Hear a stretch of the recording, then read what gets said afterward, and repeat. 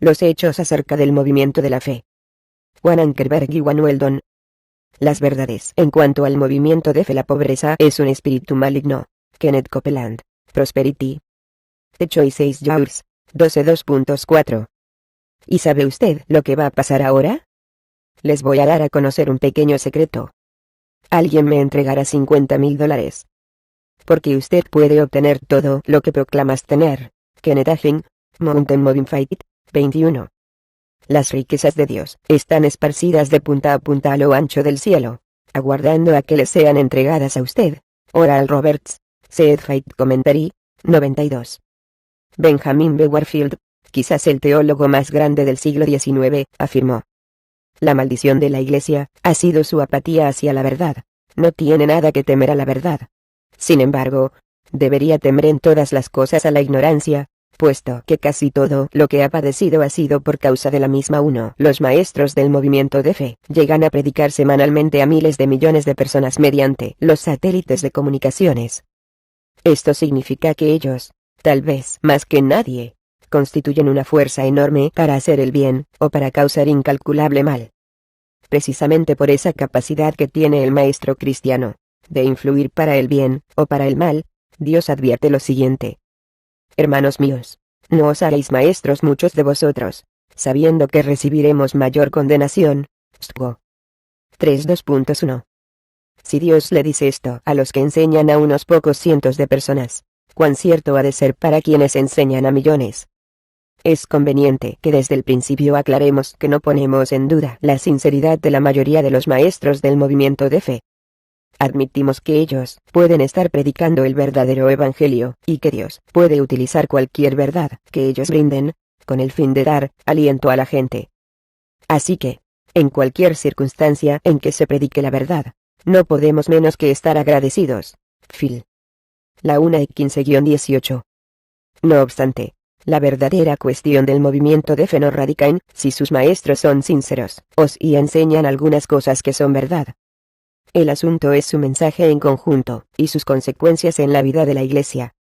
También es necesario que digamos que no nos produce alegría el escribir este libro. Nos preocupamos por aquellos que forman parte de este movimiento, y tenemos la esperanza de que puedan hallar la fortaleza y la bendición de Dios para examinar nuevamente sus enseñanzas. Primera parte. Definición del movimiento de fe. 1.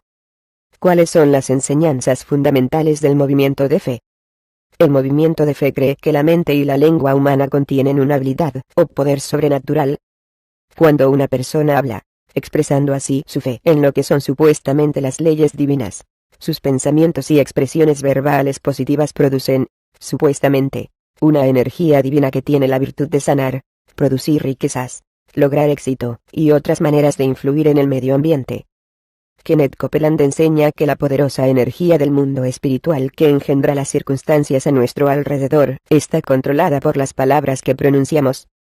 Esta energía proviene de nuestro interior. 2. De modo que no existe nada en esta tierra que sea tan grande o poderoso como para que no pueda ser controlado por la lengua. Usted puede controlar a una Satanás si aprende a controlar su propia lengua. 3. Según los maestros de la fe, Dios, automáticamente, responde y realiza lo que ordenamos, cuando nosotros confesamos positivamente nuestras necesidades y deseos en fe. 4. Es por ello que, se supone, que los cristianos deben aprender a manejar a su hombre interior hombre espíritu en el poder del mundo de los espíritus, mediante las leyes sobrenaturales, las cuales funcionarán en favor de cualquier persona, sea esta creyente o no. 5. Charles Capps afirma: las palabras son lo más poderoso que existe en el universo. Esto no es teoría. Es un hecho. Es ley espiritual. Y añade: estos principios de la fe tienen su base en leyes espirituales. Sirven para cualquiera que utilice sus leyes, y se ponen en funcionamiento mediante las palabras de su boca. 6. A no ser que los cristianos se rijan por estas leyes y las manejen exitosamente, a Dios mismo se le hace difícil obrar en sus vidas. ¿Por qué? Porque tanto Dios como los cristianos están sujetos a estas leyes, como enseña Fred Caprice y otros, así como el propio poder de Dios tiene su origen en la fe que pone en práctica en sus palabras pronunciadas. Lo mismo ocurre con los cristianos. 7. Por ejemplo, Dios creó el universo mediante los mismos métodos que usted acaba de poner en acción, por medio de las palabras de su boca. Dios desató su fe por medio de las palabras. 8. Lo que esa frase significa es que tanto el hombre como Dios tienen límites en cuanto a su capacidad de actuar en forma sobrenatural, a no ser que se pronuncien las fórmulas de fe adecuadas, las que hacen posible que su poder actúe. 9. Solo cuando los hombres y mujeres imitan a Dios y a sus leyes, es que pueden realizar milagros. Por ejemplo, Dios creó el universo por haber pronunciado la palabra para que éste existiera. Él le ha otorgado a usted la misma habilidad en forma de palabra 10, de modo que Dios es un Dios de fe de palabra, quien creó al hombre a su imagen, y le concedió la capacidad de emplear el poder que él manifestó en la creación. 11. Por tanto, el hombre es un espíritu, con la capacidad de funcionar al mismo nivel de fe que Dios. 12. Como resultado, el poder de Dios está a su disposición. 13. Todo esto explica por qué la mayoría de los maestros de fe piensan que el hombre es un Dios, literalmente. Según Copeland, un ser al nivel de Dios. 14. Mediante la imitación de las leyes cósmicas, el hombre puede realizar actos sobrenaturales al igual que Dios. Sin embargo, los maestros de fe también advierten que hay un peligro en todo esto. Estas leyes cósmicas funcionan indiscriminadamente. Si los creyentes no tienen cuidado, Satanás los puede engañar, puesto que él también puede funcionar utilizando las lenguas de los hombres al nivel de Dios. 15. Por ejemplo, la confesión negativa, cualquier cosa que se diga, con el fin de negar los principios del movimiento de fe, permite que Satanás entre en las vidas de los cristianos, y que los engañe. En todo caso, la misión Cristo mismo ha sido apropiada por el movimiento de fe. ¿Por qué vino Jesús? Según el movimiento de fe, uno de los motivos fue para hacernos cristianos de fe fuertes, de manera que pudiéramos hacer lo que Él hizo, y aún cosas mayores. Jesús vino a este mundo por el poder de la palabra hablada por Dios, y por la fe que Dios tenía en su fe. 16. De hecho, Jesús fue el compendio del verdadero hombre fe. Él sabía cómo emplear a la perfección las leyes espirituales del universo. 17. Por lo que tenía extraordinario poder, y por lo que realizó increíbles milagros. De esta manera, Jesús fue un ejemplo de lo que es un hombre de éxito. Robert Tilton enseña lo siguiente. Jesús vino a liberar a la humanidad del fracaso, y a conducirnos al éxito. 18. Y Dios creó al hombre para que éste tuviera éxito, mas el hombre fracasó, de manera que Dios envió a Jesús para que nos rescatara del fracaso, y para que volviéramos a tener éxito. Por culpa de nuestro fracaso, a Dios se le ocurrió otro plan. Ese plan consistió en enviar a Jesús. Y por medio de Jesús, se nos concedió la fortaleza y el poder para que tuviéramos éxito. 19. En el libro Commanding Power, Kenneth Hagin Jr. enseña que la propiciación de Cristo le concedió a los cristianos el poder para ordenar o la habilidad de ordenarle a las cosas a nuestro alrededor que se conformen a nuestros deseos. Nuestro problema es que hemos orado y confesado mucho, pero no hemos ordenado nada. Ordenar es muy divertido. Jesús ya pagó el precio para que nosotros pudiéramos hacerlo. 20. Además, sobre la cruz, y en el infierno Jesús, no solo derrotó a Satanás, y pagó por nuestros pecados, sino que también cargó con la maldición de la ley, Gal. Las 3 y 13, con lo que pagó por nuestra enfermedad, y por nuestra pobreza, de modo que ningún cristiano tenga que pasar por estas cosas. 21. Esto quiere decir que para el movimiento de fe Jesús no es solo nuestro Salvador del pecado. Él es el Redentor de nuestra fe, el ejemplo perfecto de los principios de fe en acción. Como pequeños Cristos y pequeños dioses, debemos imitarlo. Examine, entonces, la breve descripción siguiente sobre las creencias del movimiento de fe. Dios. Un ser sobrenatural que se rige por leyes espirituales, quien puede ser influido por hombres y mujeres para cumplir los deseos de estos. El Dios del movimiento de fe no solo revela la doctrina de la prosperidad de manera sobrenatural a los maestros de prosperidad, sino que también confirma, de manera personal y verbalmente, las singulares interpretaciones de las escrituras que hacen los maestros de fe. 22. Jesús, el Hijo de Dios, quien vino a la tierra a salvar al hombre del pecado, de la enfermedad, del fracaso y de la pobreza. Él fue al infierno en donde, según algunos, fue atormentado por los demonios, y nació de nuevo para mostrarnos el camino de fe. Él continúa revelando, en forma sobrenatural y personal, el mensaje de fe a los maestros de fe que tienen prominencia. La fe una fuerza o poder espiritual que puede controlar la creación, darle órdenes a los ángeles, influir en el futuro y aún manipular a Dios. La Biblia. Un libro que contiene palabras de poder divino, que para entenderlo correctamente debe ser interpretado a la luz de los principios del movimiento de la fe. La Biblia es el libro de éxito de Dios 23, la salvación. A la salvación se la considera en su forma tradicional, pero además se la ve como una forma más elevada de vida espiritual, en la que los hombres se dan cuenta de su pertenencia a la clase divina, y en consecuencia operadores de lo sobrenatural. Este conocimiento secreto de la salvación lo proveen los mismos maestros de fe. El hombre. Un Dios en perspectiva. La santificación. Es el crecimiento espiritual en el conocimiento de Dios, lo que brinda salud, riquezas, éxito, paz personal, felicidad y capacidad para realizar milagros aún mayores que los realizados por Jesús. Ahora piense otra vez en lo que ha leído, y haga la siguiente pregunta. Si el movimiento de fe sostiene conceptos no ortodoxos acerca de Dios, de Jesús, de la fe, de la Biblia, de la santificación, del hombre, de los ángeles, etc., ¿se lo puede considerar, por deducción lógica, dentro del cristianismo ortodoxo? Por otra parte, si el movimiento de fe no es ortodoxo, ¿cómo pueden los cristianos justificar de manera lógica su participación en el mismo? 2. ¿Cuán poderoso es el movimiento de fe, y por qué ha tenido tanto éxito? Cada semana suman más de 500.000 millones los espectadores que ven a los predicadores de televisión. 24 Muchos de estos hombres predican un evangelio de fe. Por tanto, nadie puede negar el poder que en la actualidad ejercen los líderes del movimiento de la fe. Tienen una influencia enorme en el cristianismo. El sistema de comunicaciones vía satélite del ministerio de Kenneth Copeland transmite su mensaje a través de todo el mundo. Kenneth Hagin transmite diariamente un programa radial llamado El Seminario de Fe del Aire. La audición va por más de 200 estaciones en 40 estados de Norteamérica. Cerca de 15.000 estudiantes se han graduado de su centro de entrenamiento bíblico Rema, y se han vendido alrededor de 40 millones de ejemplares de los libros escritos por el punto 25. Según una encuesta de Gallup en 1980, el nombre de Oral Roberts era conocido por la sorprendente cifra de un 84% del público estadounidense. El historiador Vinson Sinan advirtió que a Roberts se le tenía como el pentecostal de mayor prominencia en el mundo. Comillas angulares derechas 26. Se han vendido millones de ejemplares de sus libros, y sus programas televisados han llegado a más de 100 millones de personas. 27 Robert Tilton es pastor del Word of Faith Outreach Center en Dallas, Texas, congregación que cuenta con 10.000 miembros.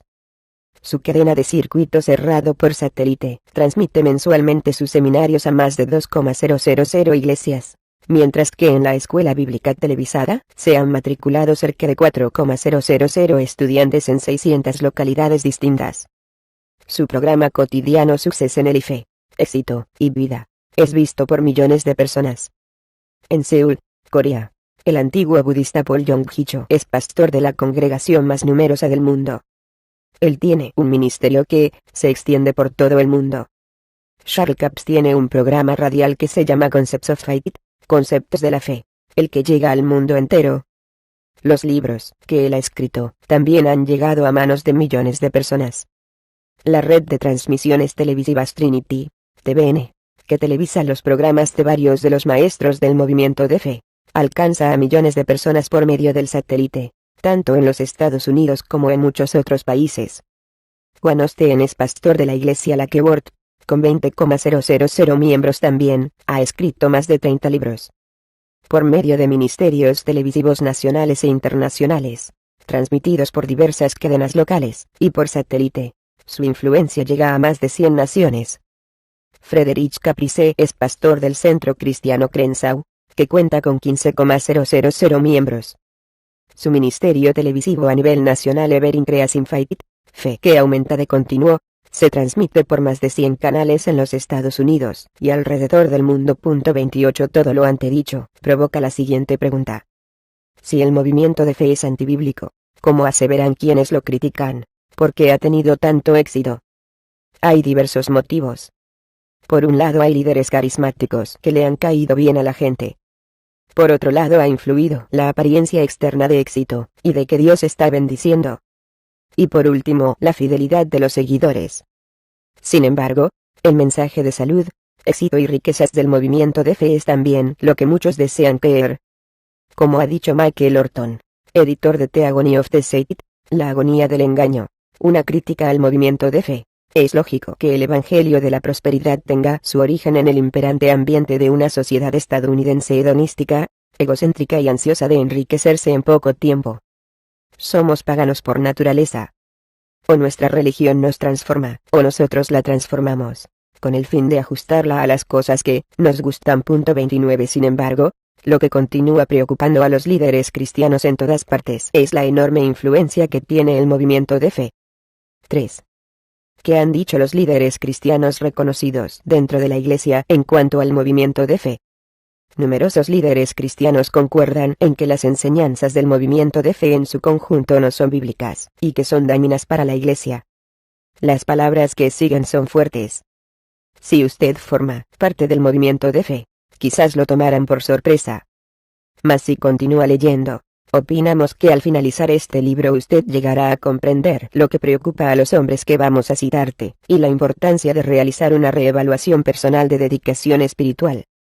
Poco antes de su muerte, Walter Martin, el experto en sectas, advirtió: la situación es sumamente grave por el hecho de que los maestros de fe han unido una cadena casi continua de graves desviaciones doctrinales. Y además afirmó: el estudio del reino de las sectas me ha enseñado numerosas lecciones útiles, y he aquí una de ellas. El error engendra el error. La herejía engendra la herejía, y siempre se hace en nombre de la verdad, siempre en nombre del Evangelio. El notable teólogo J. I. Packer, autor de los libros Knowing God, Conociendo a Dios, y God is the Word, la palabra de Dios, afirma que el mencionar a algunos televangelistas por sus enseñanzas heréticas, por su falta de realidad espiritual, por su desvergonzado culto a la personalidad, y por sus dramas falsos en la recaudación de fondos, no es placentero, pero sí necesario, por motivos pastorales. El Dr. Donald K. Campbell dice que el movimiento de fe es deplorable, y amenaza con absorber a la Iglesia y arrastrar a muchos cristianos practicantes por peligrosas corrientes de doctrinas falsas y destructivas. El historiador de la Iglesia Harold Lindsey, autor de los libros The Battle for the Bible y The Bible in the Balance, nos advierte: se está disminuyendo la ortodoxia histórica mediante el alejamiento herético de la fe verdadera. Junto a la verdad bíblica corre un arroyo venenoso de error. El teólogo R. C. Sproul, fundador del Legionnaire Ministries, y autor de The Holiness of God, La Santidad de Dios, y The In Search of Dignity, En Busca de Dignidad, hace la siguiente observación: muy pocas pruebas de algún conocimiento importante sobre la Iglesia, o sobre teología, se manifiestan en Copeland, Agin, Tilton, Crook, y otros.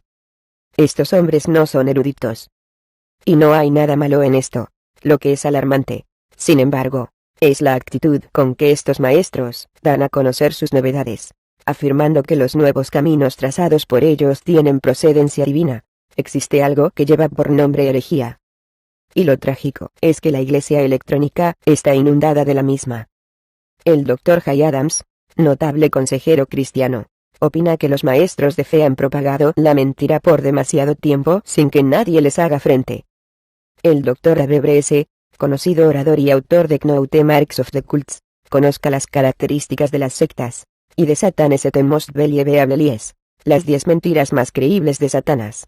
Se lamenta de que demasiado de lo que se ve en televisión, se tiene por cristianismo no es más que un nuevo gnosticismo, o un reavivamiento del panteísmo.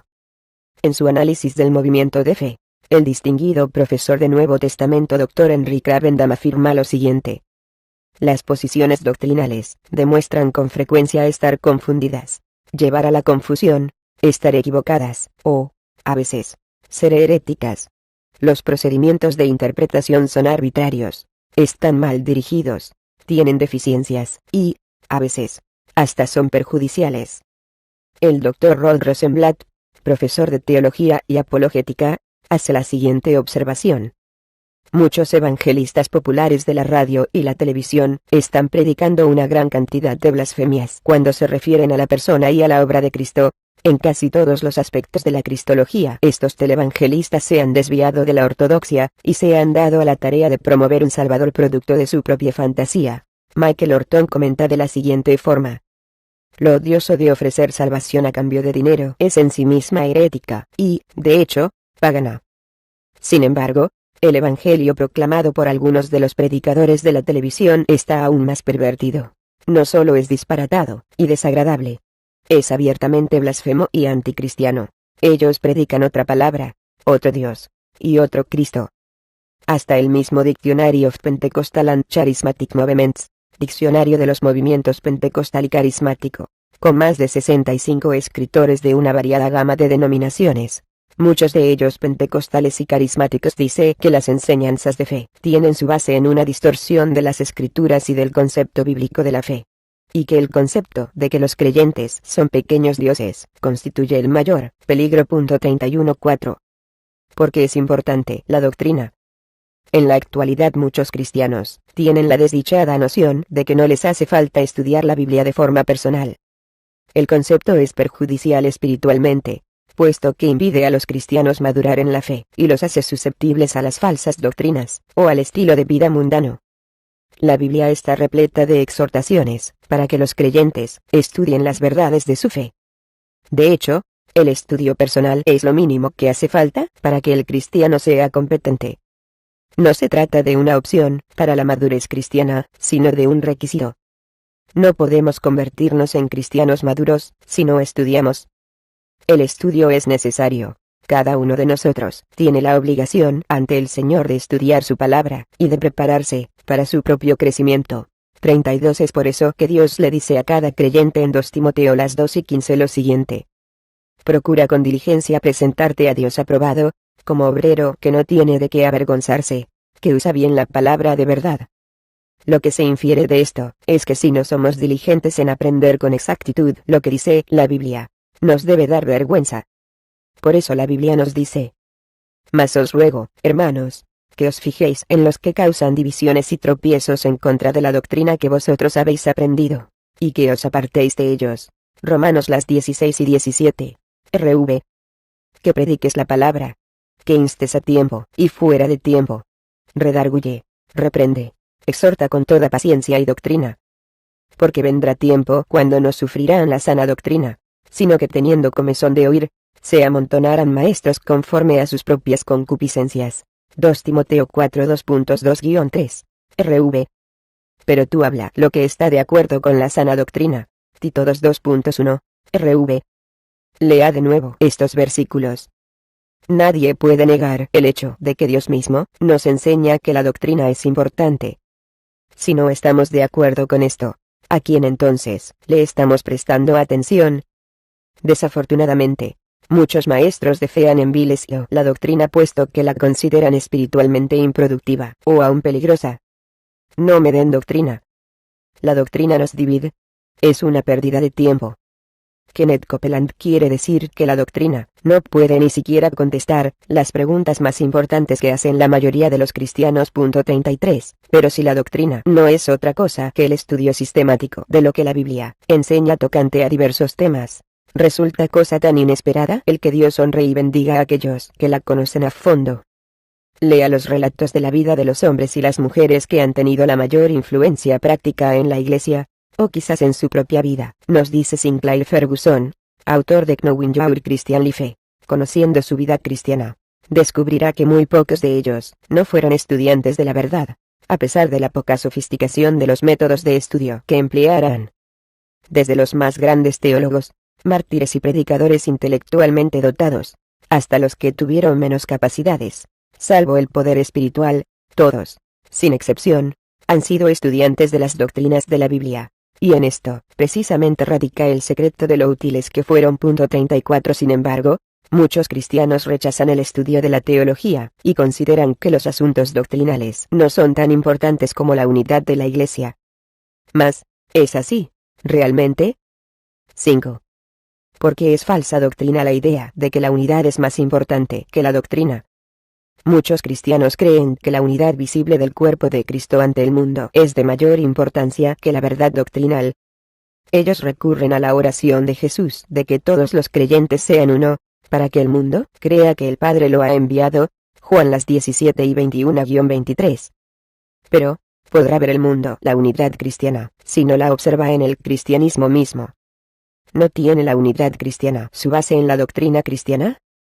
Por ejemplo, puede ser que el mundo se dé cuenta de la unidad visible entre un grupo de católicos, protestantes y mormones, quienes laboran juntos para combatir el aborto.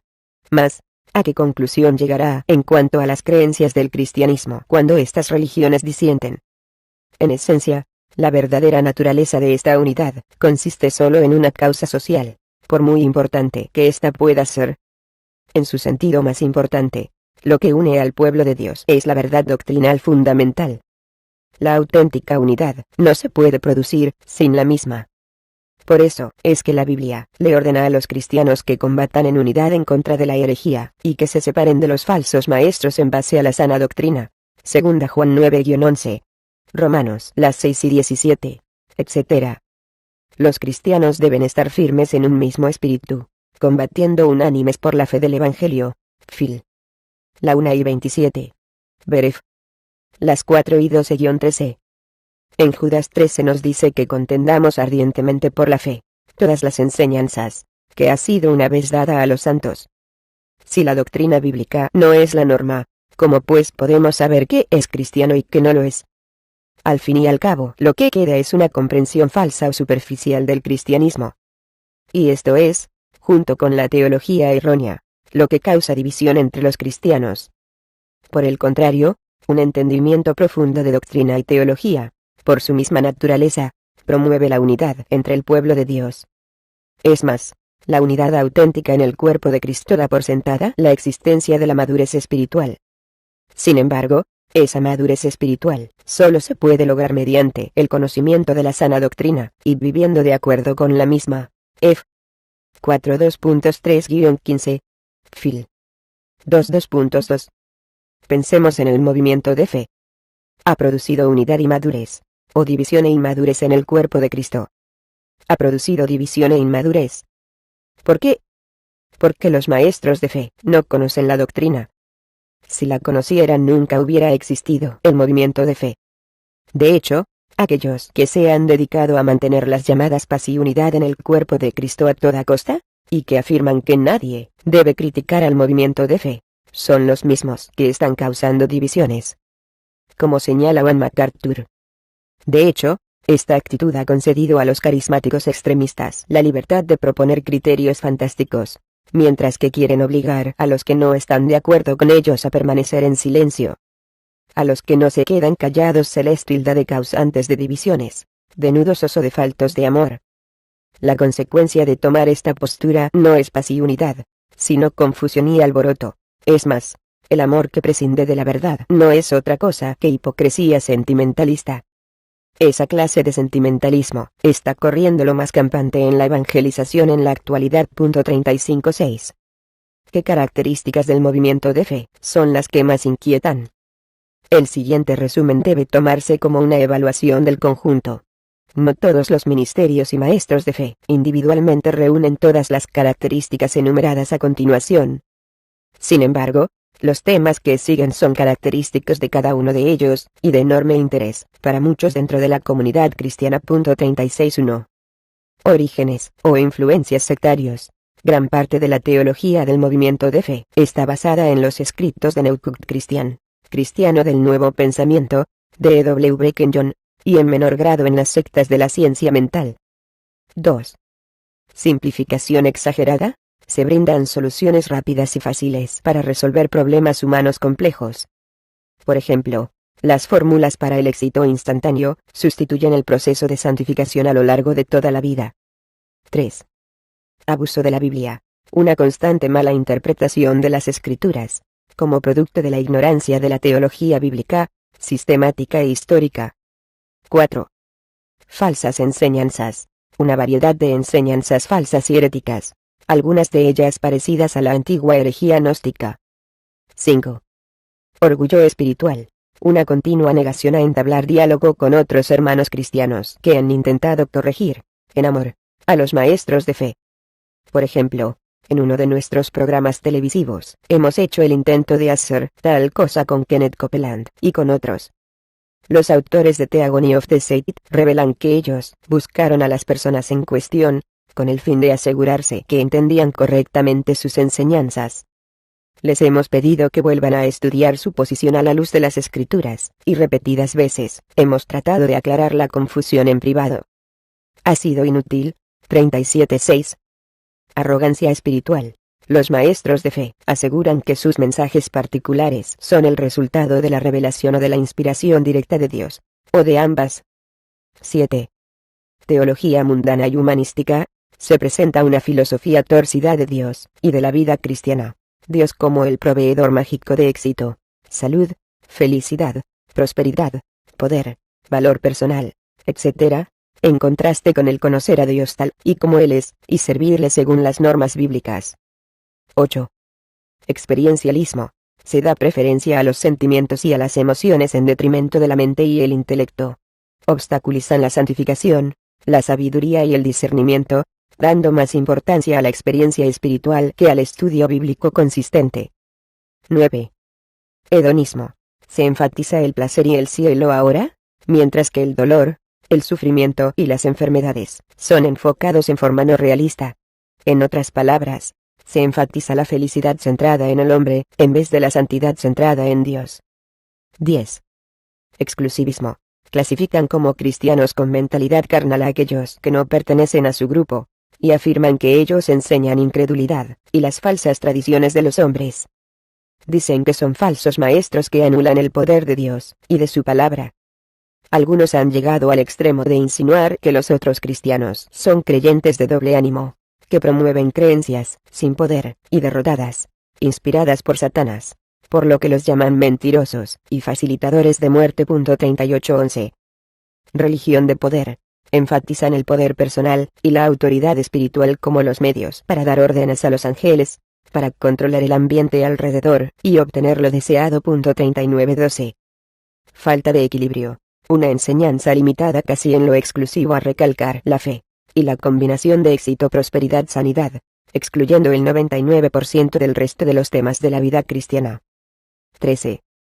Falta de integridad espiritual. Esto constituye una triple negación del llamado divino del ministro, porque 1. Lo que se predica es producto del mal uso de la palabra de verdad, se tuercen las escrituras. 2. Lo que debe, además, predicarse, sana doctrina, vida moral, etc., recibe poca importancia, o se ignora, se abandonan las escrituras. Y 3. En estas condiciones los cristianos jamás crecerán espiritualmente, se anulan las escrituras. En esencia, las pérdidas que ocasionan a los cristianos por las oportunidades desperdiciadas de los maestros de fe son incalculables. En vez de enseñar la Biblia con precisión, en lugar de predicar todo el consejo de Dios, y en vez de tener sus prioridades en orden, hay millones de cristianos que reciben un conjunto torcido de valores espirituales y prioridades, los cuales, de no ponerse en orden, conducirán a mayores dificultades, y tal vez a tragedias. Debido a eso, muchos comentaristas han decidido clasificar al movimiento de fe como una herejía. D.R. McConnell, historiador carismático, lo resume como sigue. Existen muchas ideas y prácticas peculiares en la teología de fe. No obstante, aquello por lo que merece que se le dé el nombre de herejía es lo siguiente. 1. Su concepto deísta de Dios, quien debe bailar al son de los intentos del hombre de manipular las leyes espirituales del universo. 2. Su concepto demoníaco de Cristo, quien fue lleno de la naturaleza satánica, por lo que debe nacer de nuevo en el infierno. 3. Su concepto gnóstico de la revelación, el cual exige la negación de los sentidos físicos, y clasifica a los cristianos según su disposición de efectuar tal negación. 4. Su concepto metafísico de la salvación, el cual deifica al hombre y espiritualiza la expiación, pues la sitúa en el infierno, en vez de en la cruz, subvirtiendo así la creencia bíblica crucial de que es solo la muerte física de Cristo y su sangre derramada la que puede hacer propiciación por el pecado. Estas 4 herejías se comprueban en el sincretismo del pensamiento metafísico con la doctrina bíblica tradicional, hecho por E.W. Breckenjohn. Comillas angulares derechas 47. ¿Qué es la fe? La fe, como el amor, es tan sencilla como lo es de compleja.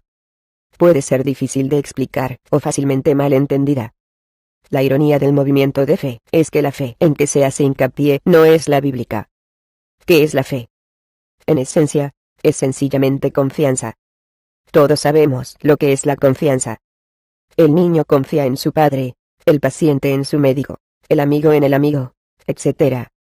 De manera que podemos definir la fe como un compromiso personal de amor hacia Dios y confianza en Él, lo que conduce a la entrega personal a Él en todos los asuntos de la vida y a la conducta apropiada, la cual es fruto de esta entrega. En el Nuevo Testamento la forma más característica del verbo pisteuen, fe, indica una transferencia absoluta de confianza de uno mismo hacia otra persona, una completa entrega personal a Dios. 41. A pesar de lo que afirmen los maestros de fe, la fe no tiene poder. El poder está en Dios, quien bendice soberanamente la fe del creyente según sus propósitos. Sal. 62. 2.11. Todo lo que Jehová quiere, lo hace, en los cielos y en la tierra. Sal. 135. 2.6. Nuestro Dios está en los cielos. Todo lo que quiso ha hecho. Sal. 115. 2.3. Este es el problema fundamental del movimiento de fe. No que sus miembros carezcan de fe, sino que su fe está mal depositada o aplicada incorrectamente. Por ejemplo, puede ser que ellos enfaticen el tener fe en su fe más que el confiar en Dios. Como afirmó Carlos Spurgeon en su libro titulado A of Grace, todo por la gracia. La fe no es ciega, comienza con el conocimiento. No es especulativa, cree en datos que no les cabe duda que son ciertos. No es impráctica ni romántica, la fe confía plenamente, y se juega su propio destino en la verdad de la revelación. 42. Sin embargo, obviamente, uno no puede confiar en Dios si no lo conoce. De igual manera, es obvio que uno no puede confiar en lo que Dios dice si ha interpretado la Biblia equivocadamente. Para poder conocer a Dios y confiar en Él completamente se debe tener conocimiento preciso sobre quién es Él y sobre lo que ha dicho. En esencia, confiar en Dios significa fiarse de Él en toda situación. No tratar de manipular a Dios con el fin de hacer realidad nuestra propia voluntad en la vida, o de escapar de las dificultades de la vida. De hecho, los problemas y las dificultades son un resultado inevitable de la fe verdadera. No podría ser de otra forma en un mundo pecaminoso e incrédulo. La Biblia promete a los cristianos piadosos que la persecución y toda clase de problemas habrán de ser su porción en la vida. 2 a Timoteo 3:12. El apóstol Pedro nos hace saber que seremos afligidos en diversas pruebas. Mas él también nos anima precisamente con lo que producirá en esas pruebas. Para que sometida a prueba vuestra fe, mucho más preciosa que el oro, el cual, aunque perecedero se prueba con fuego, sea hallada en alabanza, gloria y honra cuando sea manifestado Jesucristo.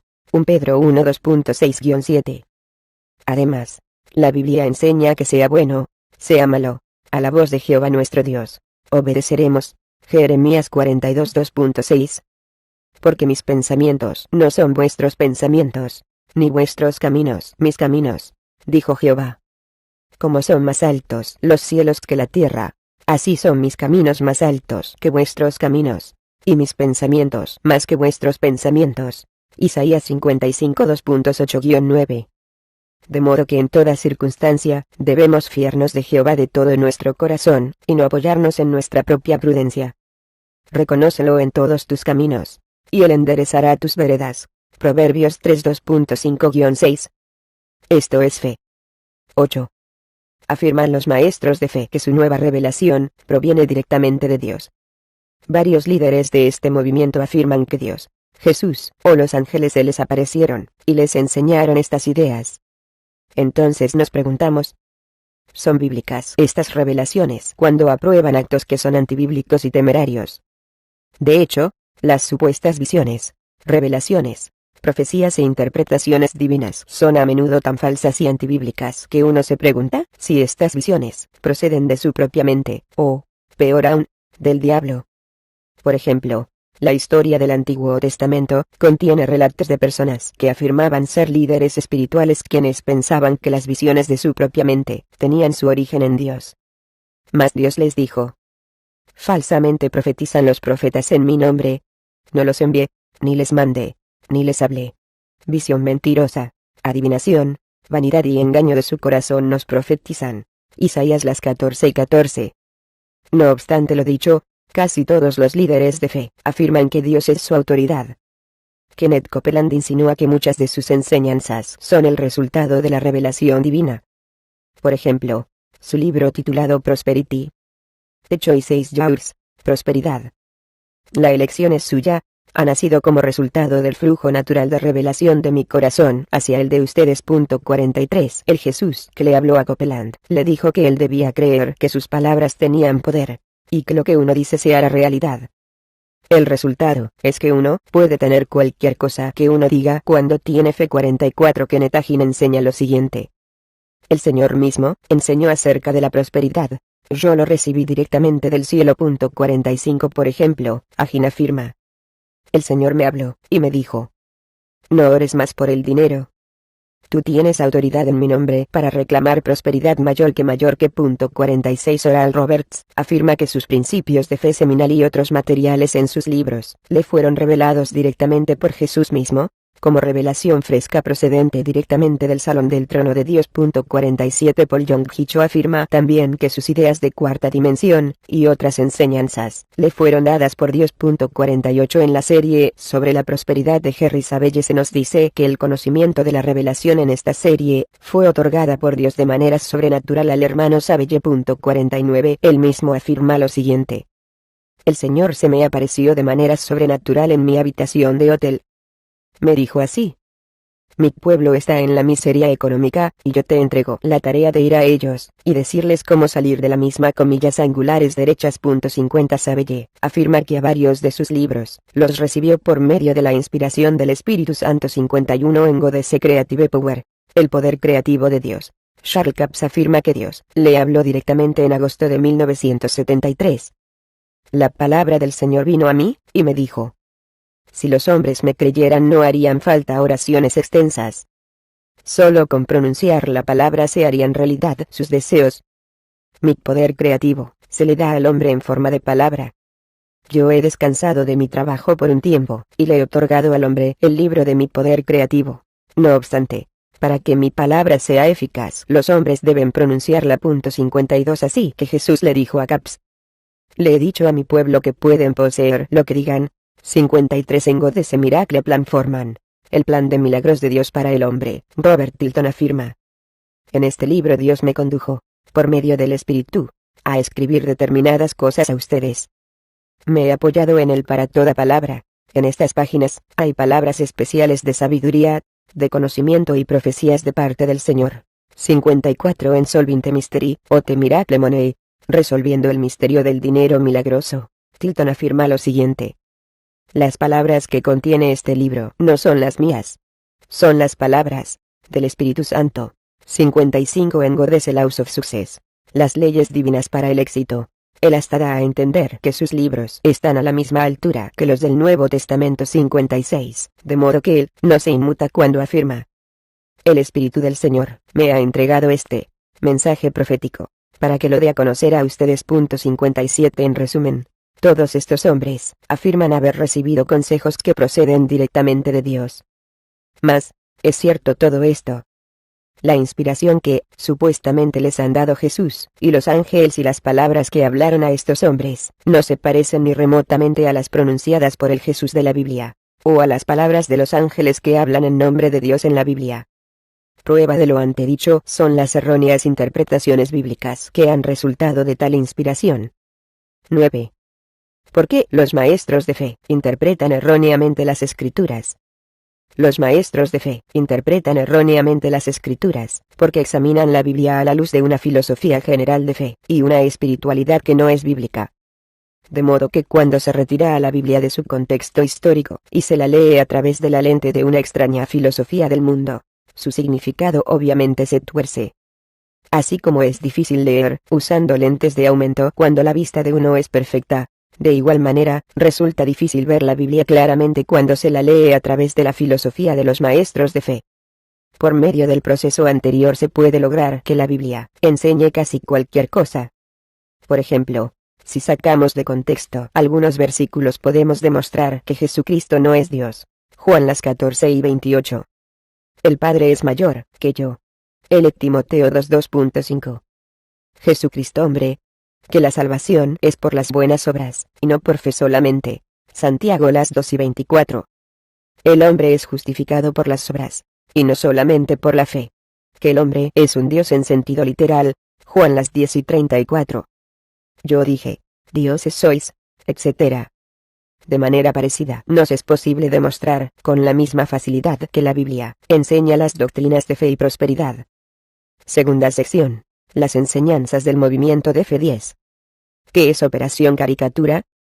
Operación caricatura es el método por el cual la fe cristiana y el evangelio son ridiculizados ante un mundo incrédulo. Por ejemplo, solamente Primeti Melibe, un conocido programa de televisión, ha difundido 3 mordaces revelaciones sobre los maestros de fe y se propone televisar más. 58. Sin embargo, cualquier perjuicio que tales revelaciones hayan causado a la reputación del cristianismo ante los ojos del mundo, también le han causado serios problemas a algunos de los propios maestros de fe. Por ejemplo, 4 agencias federales y 2 estatales están investigando a Robert Tilton, incluyendo la Superintendencia de Contribuciones, el Departamento Federal de Investigación Criminal, el Correo, y el Fiscal General del Estado de Texas. Hay personas enojados que ya sea ellos o sus familiares que han levantado demandas judiciales a Tilton y a otros como él, por haberles prometido sanidad, pero que permanecieron enfermos, o incluso algunos fallecieron. A Tilton le han presentado una demanda de $500 millones. En uno de los casos, la viuda de Tom Crowley le ha presentado una demanda por $40 millones por una carta que recibió 5 meses después de la muerte de su esposo, en la que Tilton le decía lo siguiente: Dios me habló esta mañana concretamente sobre ti, Tom. Él te va a sanar. 59. Los predicadores de la televisión han contado, a veces, historias como las que siguen ante audiencias de alcance nacional. Como Dios resucitó el pollo mascota de la familia. 60. Como los huesos de la controversial sanadora de fe Aimee Semple McPherson tienen poder para levantar a las personas de entre los muertos. 61. Una mujer que enseñó al perro a alabar al Señor con un ladrido desconocido. 62. Y que el helado de crema del Espíritu Santo no tiene calorías cuando el Santo Espíritu lo bendice de manera especial. Robert Liardon, pastor carismático, vio a Cristo mismo entrar por la puerta del frente de su casa mientras que él veía por televisión la comedia La Ve Macy Lake. 63. En el cielo Jesús se convirtió en su guía personal de viaje. Le mostró 3 almacenes ubicados a unos 500 metros de distancia del salón del trono de Dios. Un lado del edificio tenía diversas clases de brazos, dedos, piernas y otros miembros corporales que colgaban de las paredes. Del otro lado, sobresalían pequeños montones de ojos. Este almacén contenía todos los miembros del cuerpo humano que le hacen falta a las personas aquí en la tierra, pero éstas no se habían dado cuenta de que tales bendiciones aguardaban en el cielo. Jesús me dijo: estas son las bendiciones no reclamadas. Este edificio no debería estar lleno. Debería vaciarse diariamente. Uno debe acercarse a este sitio con fe para obtener los miembros para uno y para aquellos con quienes se tropieza durante ese día. Comillas angulares derechas. 64. Charles Capps le habla en fe a sus propias hipotecas, con el fin de que le obedezcan. Escúchenme, porque a ustedes me dirijo. Páguense, en el nombre de Jesús. Desaparezcan. Desvanézcanse. Me da igual la forma en que ocurra, pero, desaparezcan. Páguense en su totalidad. Jesús afirmó que me obedecerían. 65. Robert Tilton y otros maestros de fe afirman que pronunciar en voz alta aun frases poco trascendentes como estaba muerto de risa pueden de hecho traer maldiciones y calamidades a la vida de una persona. 66. Tilton cree también que si se le habla a las plantas domésticas con habilidad creativa, estas crecerán y prosperarán como resultado del poder de la lengua. 67. De hecho, él piensa que cualquier cosa puede ser bendecida de esta forma. Un hombre dijo que le había hablado a los exámenes que estaba tomando. De hecho, había bendecido esos exámenes. Él dijo: exámenes, ustedes están bendecidos. Ahora serán fáciles de aprobar. Exámenes, doblen sus rodillas ante la bendición y la habilidad de Dios. Algunos piensan que estamos fuera de foco. Mas son ellos quienes están fuera de foco. 68. Después de haber analizado solo unas pocas enseñanzas del carismático Grupo Fe, ¿qué opina usted que pensará del cristianismo, un mundo que está observando? Seamos aún más concretos. ¿A qué conclusión llegarán de Jesucristo, quien se supone que ha inspirado semejantes enseñanzas? Las siguientes 6 preguntas nos permitirán desarrollar más este tema. 11. ¿Cuáles son algunos ejemplos de las enseñanzas heterodoxas de Benign? Parece que el Espíritu Santo le habla diariamente a Benign en forma verbal. Por ejemplo, casi como en el papel que juega María en el catolicismo romano, el Espíritu Santo le dijo: aquí estoy para socorrerte en las oraciones que haces al Padre. Y aquí estoy para ayudarte a orar al Hijo.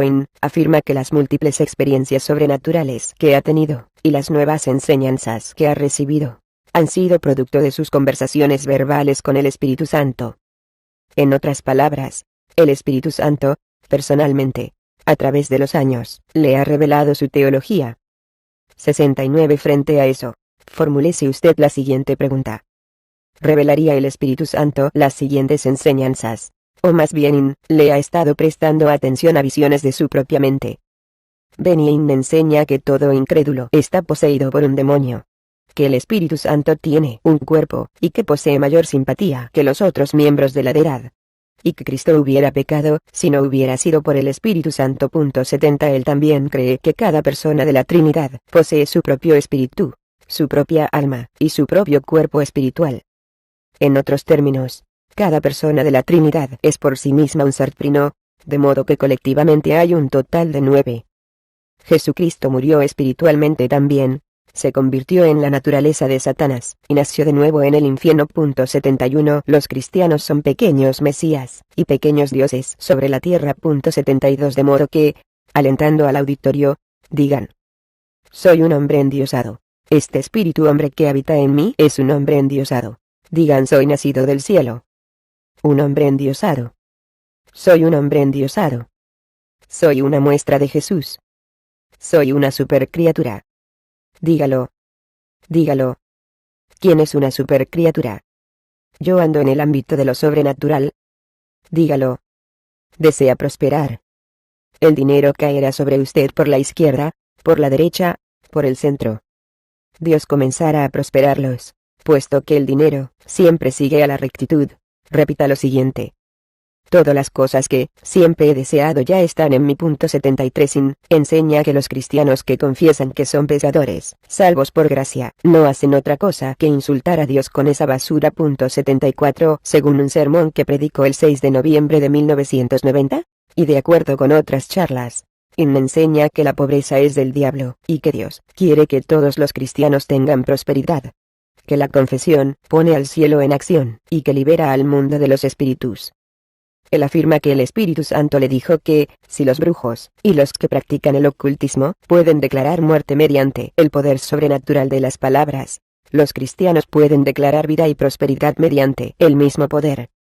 Dios también le enseñó a soplar sobre la gente, para que fueran ungidos o recibieran al Espíritu Santo. Y también afirma lo siguiente. Su hombre espíritu no posee a Dios, sino que es parte, por decirlo así, de él. De modo que cree que dentro del cristiano hay una nueva criatura, que es divina, y como Dios en todo sentido. Supuestamente Jesús le dijo: los amo lo suficiente como para convertirme en uno de ustedes. Y los amo lo suficiente como para hacerlos como yo. Finalmente, me enseña que las visiones sobrenaturales deben ser cosa común para los cristianos. Que Jesús perdió su divinidad temporalmente después de la crucifixión, y que el uso de expresiones, como si es la voluntad, destruye la fe verdadera. 75. La revista Christianity Today, 28 de octubre de 1991, informó que decía haber dejado las doctrinas de fe, y que había pedido disculpas en público por sus errores. Un año después, en otro reporte de la misma revista, 5 de octubre de 1992, leemos que los ministerios evangélicos de apologética se han dado cuenta de que tiene la costumbre de decirle a la gente en privado que ha cambiado, pero luego continúa haciendo lo mismo. Un teólogo que tomó parte en la entrevista original de Christianity Today, observó que tenía la tendencia de ir a los extremos, y de exagerar, y que su exégesis bíblica era errónea y antibíblica. En su libro titulado Christianity in Crisis, Cristianismo en Crisis, Ann Canegrave, presidente del Instituto Cristiano de Investigaciones, afirma que se puede demostrar en forma inequívoca que las enseñanzas de son heréticas. Además, Bud Press, del compañerismo Watchman, nos hizo saber lo siguiente el 26 de octubre de 1992. A pesar de lo que pueda decir Mi investigación demuestra que él tiene antecedentes claramente comprobados de falsas enseñanzas, falsas profecías, equivocaciones, y de ataques dirigidos a aquellos que critican su ministerio. Según su serie de casetes titulada Nuestra posición en Cristo, Inna asevera, aunque él no es solo una parte de Jesús, sino que por el hecho de que está unido a él, yo soy él. La palabra se ha hecho carne en mí. Aquí tenemos un ejemplo de cómo una doctrina bíblica puede ser interpretada erróneamente mediante el empleo descuidado que nace de las palabras.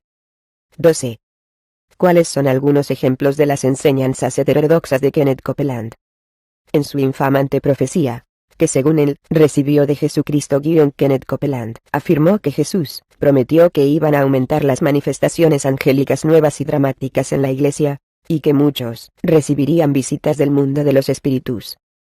En esta profecía Jesús también negó su propia deidad. No se inquieten cuando la gente los acuse, porque ustedes piensan que son Dios. A mí me crucificaron por afirmar que era Dios. Yo solo afirmé que había caminado con él, y que él estaba en mí. Aleluya. Eso es lo que hacen ustedes. 76 Copeland intentó evadir lo que sus profecías traerían como resultado, cuando más tarde afirmó que Jesús solo quiso decir que él nunca afirmó ser Dios, mientras que estuvo en la tierra. Sin embargo, en primer lugar, esto no es lo que dijo Jesús en la profecía.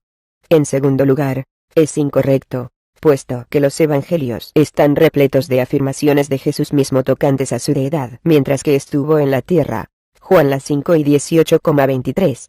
Las 8 y 58. Las 10 y 30. 14 2.9. Las 15 y 26. Los 20 y 28-29, etc. Copeland se ha negado a que lo corrijan, y aún hasta recibir correspondencia sobre el tema de la naturaleza de Cristo, y ha reafirmado su posición, por lo que no ha abandonado su supuesta revelación, y la interpretación que ha hecho de la misma. De manera que él enseña que Jesús no vino a la tierra como Dios, sino como un ser humano perfecto, con todas las limitaciones que esto encierra. Por lo tanto, Jesús jamás creyó que era Dios mientras que estuvo en la tierra. 77 A pesar de que Copeland ha enseñado también que Jesús fue y es Dios manifestado en la carne. 78 Se ha contradicho al dar a entender que Jesús se deshizo de su deidad y vino a esta tierra solamente como hombre. En esencia, Cristo fue un hombre con un enorme potencial humano quien, después de la resurrección, tomó nuevamente posesión de su naturaleza divina. Sobre la tierra no tenía ningún poder innato, hasta que el Espíritu Santo lo ungió. De modo que Él es nuestro ejemplo, al demostrar que nosotros también podemos hacer las cosas que Él hizo, confiando en el Espíritu Santo. Después de todo, Jesús fue un hombre renacido. Por lo tanto, todo cristiano que es renacido debe tener la capacidad de hacer las mismas cosas que Él hizo. Copeland enseña que los cristianos deben darse cuenta de que ellos no son esquizofrénicos espirituales o mitad Dios y mitad Satanás, sino que todos son plenamente Dios. 79 En otros términos, con la adecuada enseñanza y el correcto entrenamiento de fe, cualquier cristiano tiene el poder de convertirse en un Jesús. De modo que usted tiene el poder de Dios a su disposición. Por introducir la palabra profundamente en su espíritu, y por hablar con denuedo, usted deja escapar poder espiritual para cambiar las cosas que tienen que ver con las circunstancias naturales de su vida.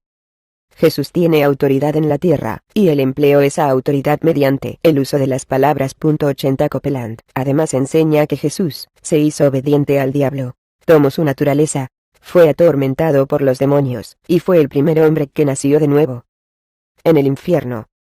Así que, imagínense lo siguiente. Habiendo tenido que hacerse obediente a Satanás, y apropiándose de su naturaleza, él permitió que el diablo lo arrastrara hasta las partes más profundas del infierno. Él consintió en que Satanás lo dominara durante 3 días. Cada demonio del infierno lo torturó más allá de lo que cualquier persona jamás haya concebido. Pero, la voz de Dios le habló al espíritu azotado hasta la muerte, quebrantado y castigado de Jesús, el cual padecía sufrimiento en los lugares más profundos de la tierra, y transformó el espíritu de Jesús con el poder de la resurrección. De manera que, Jesús nació de nuevo, un hombre nacido de nuevo, había derrotado a Satanás, al infierno y a la muerte. 81 Gloria Copeland se hace eco de las enseñanzas de su esposo cuando afirma lo siguiente. Después que Jesús fue hecho pescado tuvo que nacer de nuevo, por lo que, Jesús es un hombre nacido de nuevo. Este es el nuevo nacimiento que aún ofrecen las buenas nuevas del Evangelio a cualquier hombre que quiera aceptarlo. 82. ¿Dónde está el error en este caso? El error radica en el hecho de que Kenneth Copeland y su esposa no conocen la Biblia. Al menos Kenneth lo confiesa. En el sermón que predicó el domingo 12 de julio de 1992, él admitió lo siguiente: de hecho yo no sé mucho. Lo que sé es lo que he aprendido. Y eso es todo lo que predico. No tengo razón el 100% de las veces. Señor mío, yo no sé cuál es el porcentaje, pero me imagino que la balanza pesa más del lado de la equivocación. Estoy equivocado en relación a ciertas cosas. 83. Si Kenneth Copeland confiesa que las cosas tienen ese aspecto, quizá sus seguidores deberían tomarlo en serio. Tal vez Kenneth debería emplear más tiempo leyendo la Biblia. Así no tendría que preocuparse de estar equivocado la mayoría de las veces, simplemente por el hecho de que mi conocimiento es muy limitado. 13. ¿Cuáles son algunos ejemplos de las enseñanzas heterodoxas de Robert Tilton? En los escritos Pastor to America, de Robert Tilton, pastor de los Estados Unidos, observamos un tema común entre los maestros de fe. Ese tema es: en las supuestas revelaciones que Dios confiere a estos maestros, Dios mismo promueve una doctrina y una práctica de fe. De modo que, como si él mismo fuera un maestro de fe, Dios le advierte a su pueblo que no camine en lo natural y le promete milagros sobrenaturales en abundancia, mediante el uso de la fe como una fuerza. Tilton enseña que Dios le otorgó las creencias que él tiene, entre las que figuran la idea de que existen dentro del espíritu de uno mismo un tesoro inexplorado e ilimitado de sueños, visiones e ideas inspiradas. Todo lo que uno debe hacer es pronunciar la palabra para que estos tesoros se hagan realidad. Las palabras de uno ponen en libertad lo que hay dentro del espíritu, ya sea bueno o malo. Las palabras tienen contenido e influencia. 85. Por ejemplo, el hablar positivamente acerca de lo que uno desea pone en libertad el contenido de este deseo, al igual que a los ángeles, para lograr que se haga realidad. 86. De manera que Dios, supuestamente, le dijo a Tilton que le comunicara al mundo el siguiente mensaje: estoy enviando un mensaje para despertar a mi pueblo, con el fin de que estén dispuestos a ser obedientes a mi palabra. Sí, porque he venido hoy a cenar y a vivir dentro de ustedes, a vivir de manera asombrosa en ustedes. A medida que ustedes le dicen que sí a las cosas buenas que les tengo preparadas, ellas vendrán. Por lo tanto, reconozcan que la salud y la prosperidad han llegado. A medida que reconocen esto, estas cosas los reconocerán a ustedes y se harán realidad en sus vidas. Ahora cerrar admiración comillas angulares derechas. 87. Tilton también afirma que no existen límites, refrenamientos ni restricciones en cuanto a lo que Dios hará en usted, por medio de usted, y a su favor, si solo cree y hace lo que Dios me ha pedido que les haga saber. 88. A pesar de que Tilton, al igual que Copeland, confiesa los fracasos del movimiento de fe. 89. Él también actúa y enseña de la siguiente forma. Tilton afirma que el Espíritu de Dios está sobre mí de la misma forma en que el Espíritu de Dios estuvo sobre el Señor Jesucristo, de modo que, él asume, las palabras y pensamientos inspirados que él pronuncia son la palabra de Dios. 90. Tilton profetiza a los lectores de sus libros que se les aparecerá dinero, y les promete a los creyentes que el dinero se les devolverá centuplicado por medio de la fe de ellos. Y en especial, si envían el diezmo a su ministerio. Por ejemplo, él promete que como resultado de enviar dinero para su ministerio, la gente puede desatar el poder de Dios para que, como recompensa, Dios les otorgue dinero, junto con otras cosas buenas. 91. Tilton afirma que la fe es la substancia espiritual, y el poder que sostiene al universo. Por ello afirma que mediante la fe le es posible manipular el ambiente en que se encuentra de manera sobrenatural.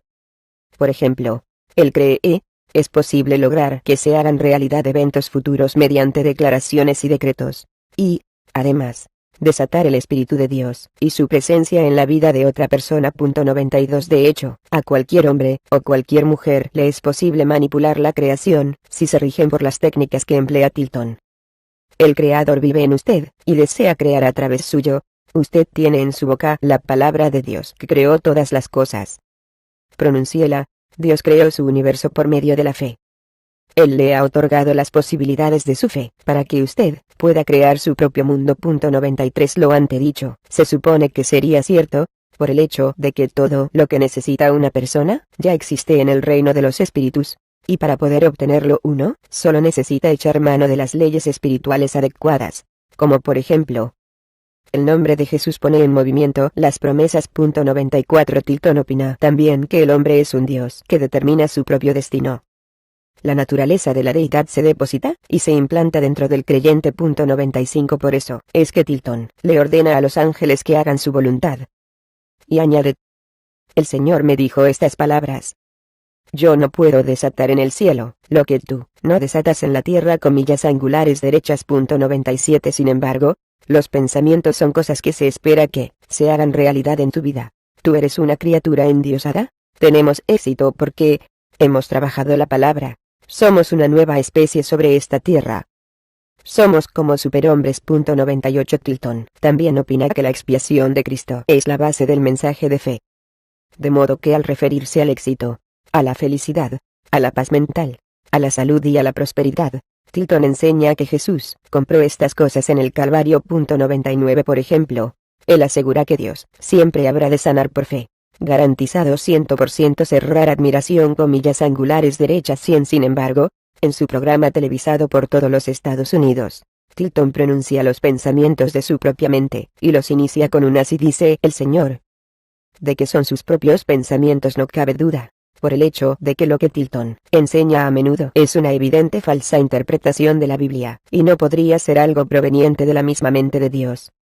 A pesar de eso él confiesa que no cambiará lo que predica. 101-14. ¿Cuáles son algunos ejemplos de las enseñanzas heterodoxas de Kenneth Hagin y Kenneth Hagin hijo? Kenneth Hagin hijo cree que sus enseñanzas de fe son el secreto para tener éxito con Dios. 102. Su padre asevera que los cristianos deberían tener prosperidad y éxito en extremo. 103 Por esto, una vez Dios, supuestamente, le dijo que él esperaba que su pueblo se congregara en los mejores locales de la ciudad. 104 Lo interesante es que los Hagin, así como Tilton y Copeland, admiten que el mensaje de fe no está funcionando muy bien. No obstante, avanzando hacia arriba, partiendo de la confesión positiva, ahora hacen hincapié en el poder de dar órdenes que tiene el creyente, el cual se compró para ellos en el Calvario. El dato más importante de la palabra de Dios. El poder para dar órdenes, que está a disposición de todo hijo de Dios. Ordenar no es lo mismo que confesar. Lo que ocurre es que hemos orado y confesado mucho, mas no hemos dado ninguna orden. Mayor que 105 Dios le dijo a Hagin padre, verbalmente, lo siguiente. En primer lugar, no ores más en lo que concierne al dinero. Reclama lo que te haga falta. El Señor agregó: di, Satanás, no toques mi dinero. Di, yo reclamo, coma y menciona lo que quieras o que te haga falta. Le dije al Señor: Señor, yo no puedo creer que tú quieras que abastezcamos nuestras necesidades, más nuestros deseos. Él respondió, en el Salmo 23, dice: Jehová es mi pastor, nada me faltará. Y Dios agregó: reclama lo que te haga falta o lo que necesites. Di, Satanás, no toques el aspecto financiero de mi vida. Luego di, vayan, espíritus ministradores, y hagan que venga el dinero. Comillas angulares derechas 106. Tal vez lo anterior explica por qué Hagin escribió el librito titulado You Can Write Your Own Ticket with God. Con Dios usted puede hacer su propio boleto. Hagin continúa diciendo, comillas angulares izquierdas, puede darse cuenta usted de lo que él dijo. Entregué su orden. Envié a los espíritus ministradores a buscarla, diciendo, vayan, espíritus ministradores, y hagan que venga el dinero. Comillas angulares derechas. 107 En otra parte Hagin explica que el diablo es el que impide que el dinero llegue a usted. El Señor me dijo hace varios años, cuando me quejaba porque me hacía falta dinero: yo no puedo remediar tu situación. En tus manos está. Ordénale que venga en el nombre de Jesús. Le puedes hasta hablar a los ángeles. Y me dijo, y pondrán manos a la obra en tu favor. Comillas angulares derechas 108 Hagin enseña también que las enfermedades son de Satanás. No es la voluntad de Dios que los cristianos estén enfermos. 109 Él cree que las oraciones que se hacen en esperanza se pronuncian en vano, y que no basta confiar en Dios de corazón sin hacer una confesión positiva. La Biblia no enseña en ninguna parte que si uno solo cree en su corazón, recibirá una respuesta. 110 Agin enseña también que la fe es un poder o fuerza tangible, y que el temor es un espíritu maligno. Siempre he tratado el temor como si se tratara de un espíritu. 111 Finalmente, Agin cree que los cristianos conocen a Dios mediante su espíritu, no por medio de su mente. Por el hecho de que el espíritu interior es el verdadero hombre, y que el Espíritu Santo se comunica con el espíritu interior, él no establece comunicación con nuestra mente. Es precisamente por esa razón que nuestro espíritu debe dominar a nuestra mente. Cf. Romanos las 12 y 21, Lucas las 24 y 25. Hebreos las 8 y 10.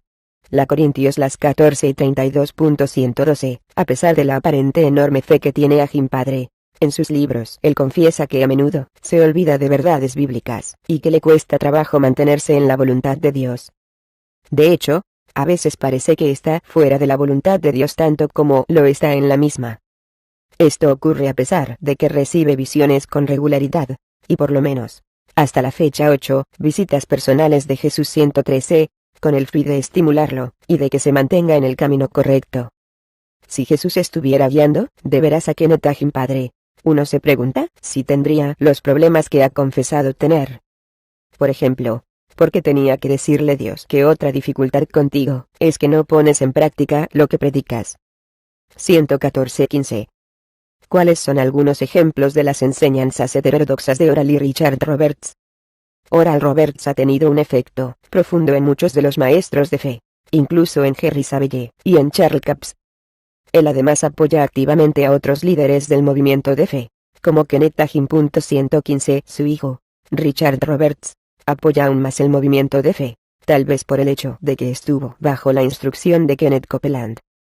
Oral Roberts acepta el título de apóstol principal del cuerpo de Cristo en nuestros días y asegura que él puede ministrarle a cualquiera el poder de Dios de hacer milagros. 116 Su famoso principio de fe seminal es una combinación de elementos de la psicología humanística, de la confesión positiva basada en leyes divinas, y de un evangelio que enfatiza la PROSPR. Idea de 117 Roberts enseña que Jesús mismo le reveló el principio de la fe seminal.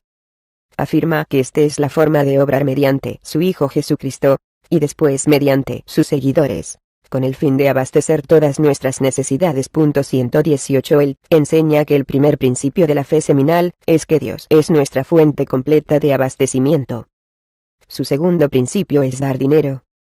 Dar dinero es la misma semilla de la fe, y esta semilla puede luego ser dirigida por el dador para realizar milagros. Su tercer principio es el de esperar un milagro. ¿Por qué? Porque esta es la forma en que Dios hace las cosas, y tiene su base en métodos eternos, leyes tan exactas y perfectas que siempre le funcionan a uno. 119 Veamos una ilustración. En enero de 1985 Oral Roberts envió una carta comunicando a quienes lo sostenían que podían pedirle sus 33 predicciones para el año de 1985. Estas predicciones eran supuestamente el fruto del ejercicio de Roberts de su don de profecía en favor de ellos. A los destinatarios de su carta se les informó que debían esperar milagros creativos y dinero. También se los instó a enviar una ofrenda de fe seminal, lo cual serviría para que se le devolviera multiplicada por 100. Pero había una dificultad. Roberts dijo: si usted se olvida de prestarle atención a lo que él, Dios, le dice especialmente, entonces Satanás se aprovechará y traerá cosas malas, de tal manera que usted deseará que 1985 nunca hubiera ilegado. 120 Ahora bien, ¿a qué conclusión llegaría usted ante las anteriores afirmaciones, si usted no hubiera querido enviar dinero de fe seminal? Aún la antigua nuera de Roberts, Patty Roberts, duda en cuanto a su participación en el ministerio de Roberts. Aparte de la culpa que siente por las enormes riquezas de que disfruta Roberts, ella hizo la siguiente observación. La teología de la fe seminal me molestaba enormemente, por el hecho de que me di cuenta de que, cuando se llevaba a un extremo, rebajaba a Dios a un simple amante viejo y rico. Si usted quería sus bendiciones y su amor, había que pagarlo. de continuo escuchábamos decir a Oral lo siguiente: de su necesidad. Entonces comencé a dudar del motivo que se daba a entender con esta clase de ofrenda. ¿Le dábamos a Dios motivados por el amor y la gratitud hacia Él, o estábamos regateando con Él? Yo creo que estábamos apelando a la avaricia o a la desesperación de ellos, de modo que me cuesta mucho trabajo hacer distinción entre la venta de indulgencias y el concepto de la fe seminal. 121. Patty Roberts estimaba que su suegro se había convertido en un manipulador recaudador de fondos. A ella también le chocaban sus prioridades. Los principios de la fe seminal se presentaban en cada programa televisivo. Sin embargo, muy pocas veces se presentaba el Evangelio. 122. La dificultad que tenemos nosotros con los principios de fe seminal de Roberts radica en lo sospechoso de las conversaciones de Oral Roberts con Jesús. Si el Señor verdaderamente deseaba comunicar estos principios a todos los creyentes, ¿por qué no los colocó en el Nuevo Testamento, en lugar de haber esperado 2000 años? Supuestamente Jesús le dijo a Roberts las siguientes 4 cosas. En primer lugar, yo he venido para recordarle a los hombres de esta ley eterna de la siembra y la cosecha, de dar y recibir.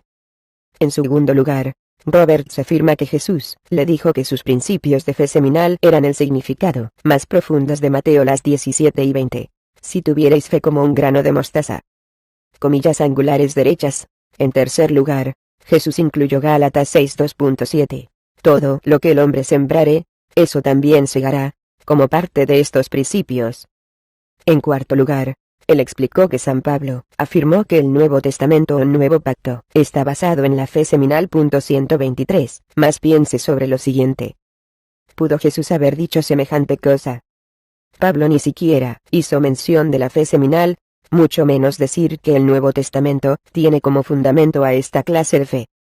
Según el escritor de Hebreos, el Nuevo Pacto tiene como base a la persona y la obra de Cristo. Hebreos las 9 y 15. No un principio de ofrenda de fe seminal, con el fin de producir milagros en favor de aquellos que dan. Además, el Jesús que le habló a Roberts estaba equivocado en cuanto a los significados más profundos en las Escrituras. El verdadero significado de Mateo las 17 y 20, y Gálatas 6:2.7 no es la interpretación de fe seminal de Oral Roberts, como demuestra cualquier buen comentario. Lo mismo puede decirse acerca de la falsa interpretación de Gálatas 6:2.9, pronunciada por el Jesús de Roberts. No nos cansemos, pues, de hacer el bien, no se refiere en ninguna forma a la fe seminal. 124. Jesús cometió otros errores. Él, supuestamente, le dijo a Roberts que cuando la Biblia recoge su declaración, más bienaventurado es dar que recibir, que aparece en Hechos las 20 y 35, allí las palabras no comunican lo que él quiso decir, de veras. Jesús le reveló a Roberts que lo que quise decir es que es más productivo dar que recibir. 125. Se imagina ahora al Roberts que vamos a creer que Jesús mismo ha cambiado completamente el énfasis del sentido original de sus palabras, y que en lugar del gozo de dar, ahora significan la utilidad y el producido de dar. El Jesús bíblico dijo: de gracia recibisteis, dad de gracia. Mateo 10:2.8. Bastardillas del autor. Cambiaría el Jesucristo de las Escrituras, quien es el mismo ayer, hoy y por los siglos, y que nunca cambia. Hebreos la 1 y 12. 13:2.8. Malaquías 3:2.6. El significado de sus propias palabras. Finalmente, le enseñaría Jesús una mentira ahora al Roberts. Lo cierto es que el vocablo griego bienaventurado, makarion, significa bendito, dichoso, o feliz. No significa productivo. 126. Llevar a los hombres a esperar una ganancia financiera automática 100 veces mayor, por el simple hecho de que dieron su dinero, no es otra cosa que corromper el propósito mismo de dar. Conduce al egoísmo, no a la piedad.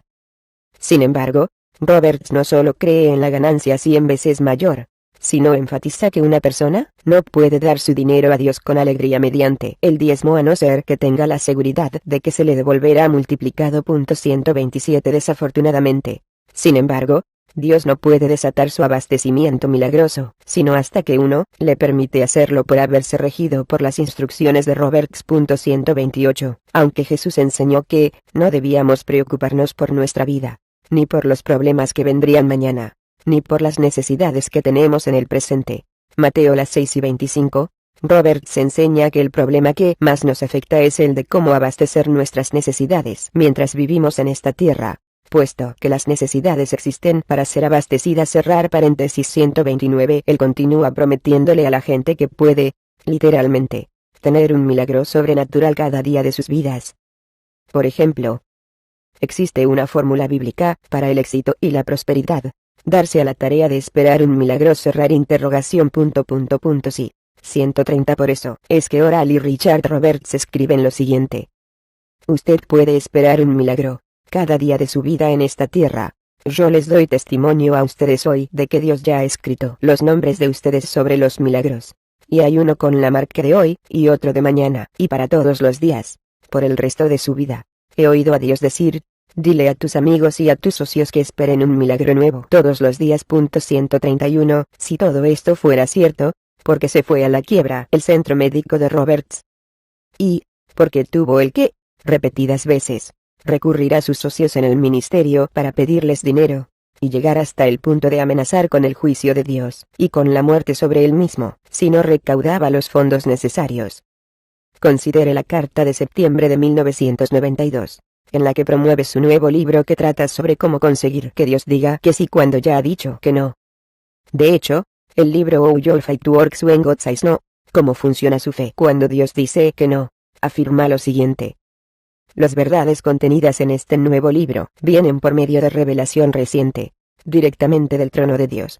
132. Por el hecho de que Roberts creía que estaba ungido para ayudarlo a usted más que nunca, él incluyó estampillas espirituales, identificadas individualmente con las necesidades de los creyentes, en su carta en que pide más dinero a sus socios y que lo envíen muy pronto. 133. De otro modo, sin este dinero no le es posible hacer todo lo que se supone que realice para Dios. 16. ¿Cuáles son algunos ejemplos de las enseñanzas heterodoxas de Paul Yong-Hi Cho? El Dr. Paul Yong-Hi Cho es el pastor de la iglesia más grande del mundo, 600.000 miembros. Él afirma que Dios le habló y le reveló algunas enseñanzas nuevas. Cho brinda una ley de fe que tiene que ver con la incubación de nuestro subconsciente por medio de visiones, de visualización, imágenes mentales dirigidas hacia una meta concreta, y sueños. Según Cho, nuestro subconsciente es nuestro espíritu y nuestro espíritu está vinculado con la cuarta dimensión, el mundo espiritual.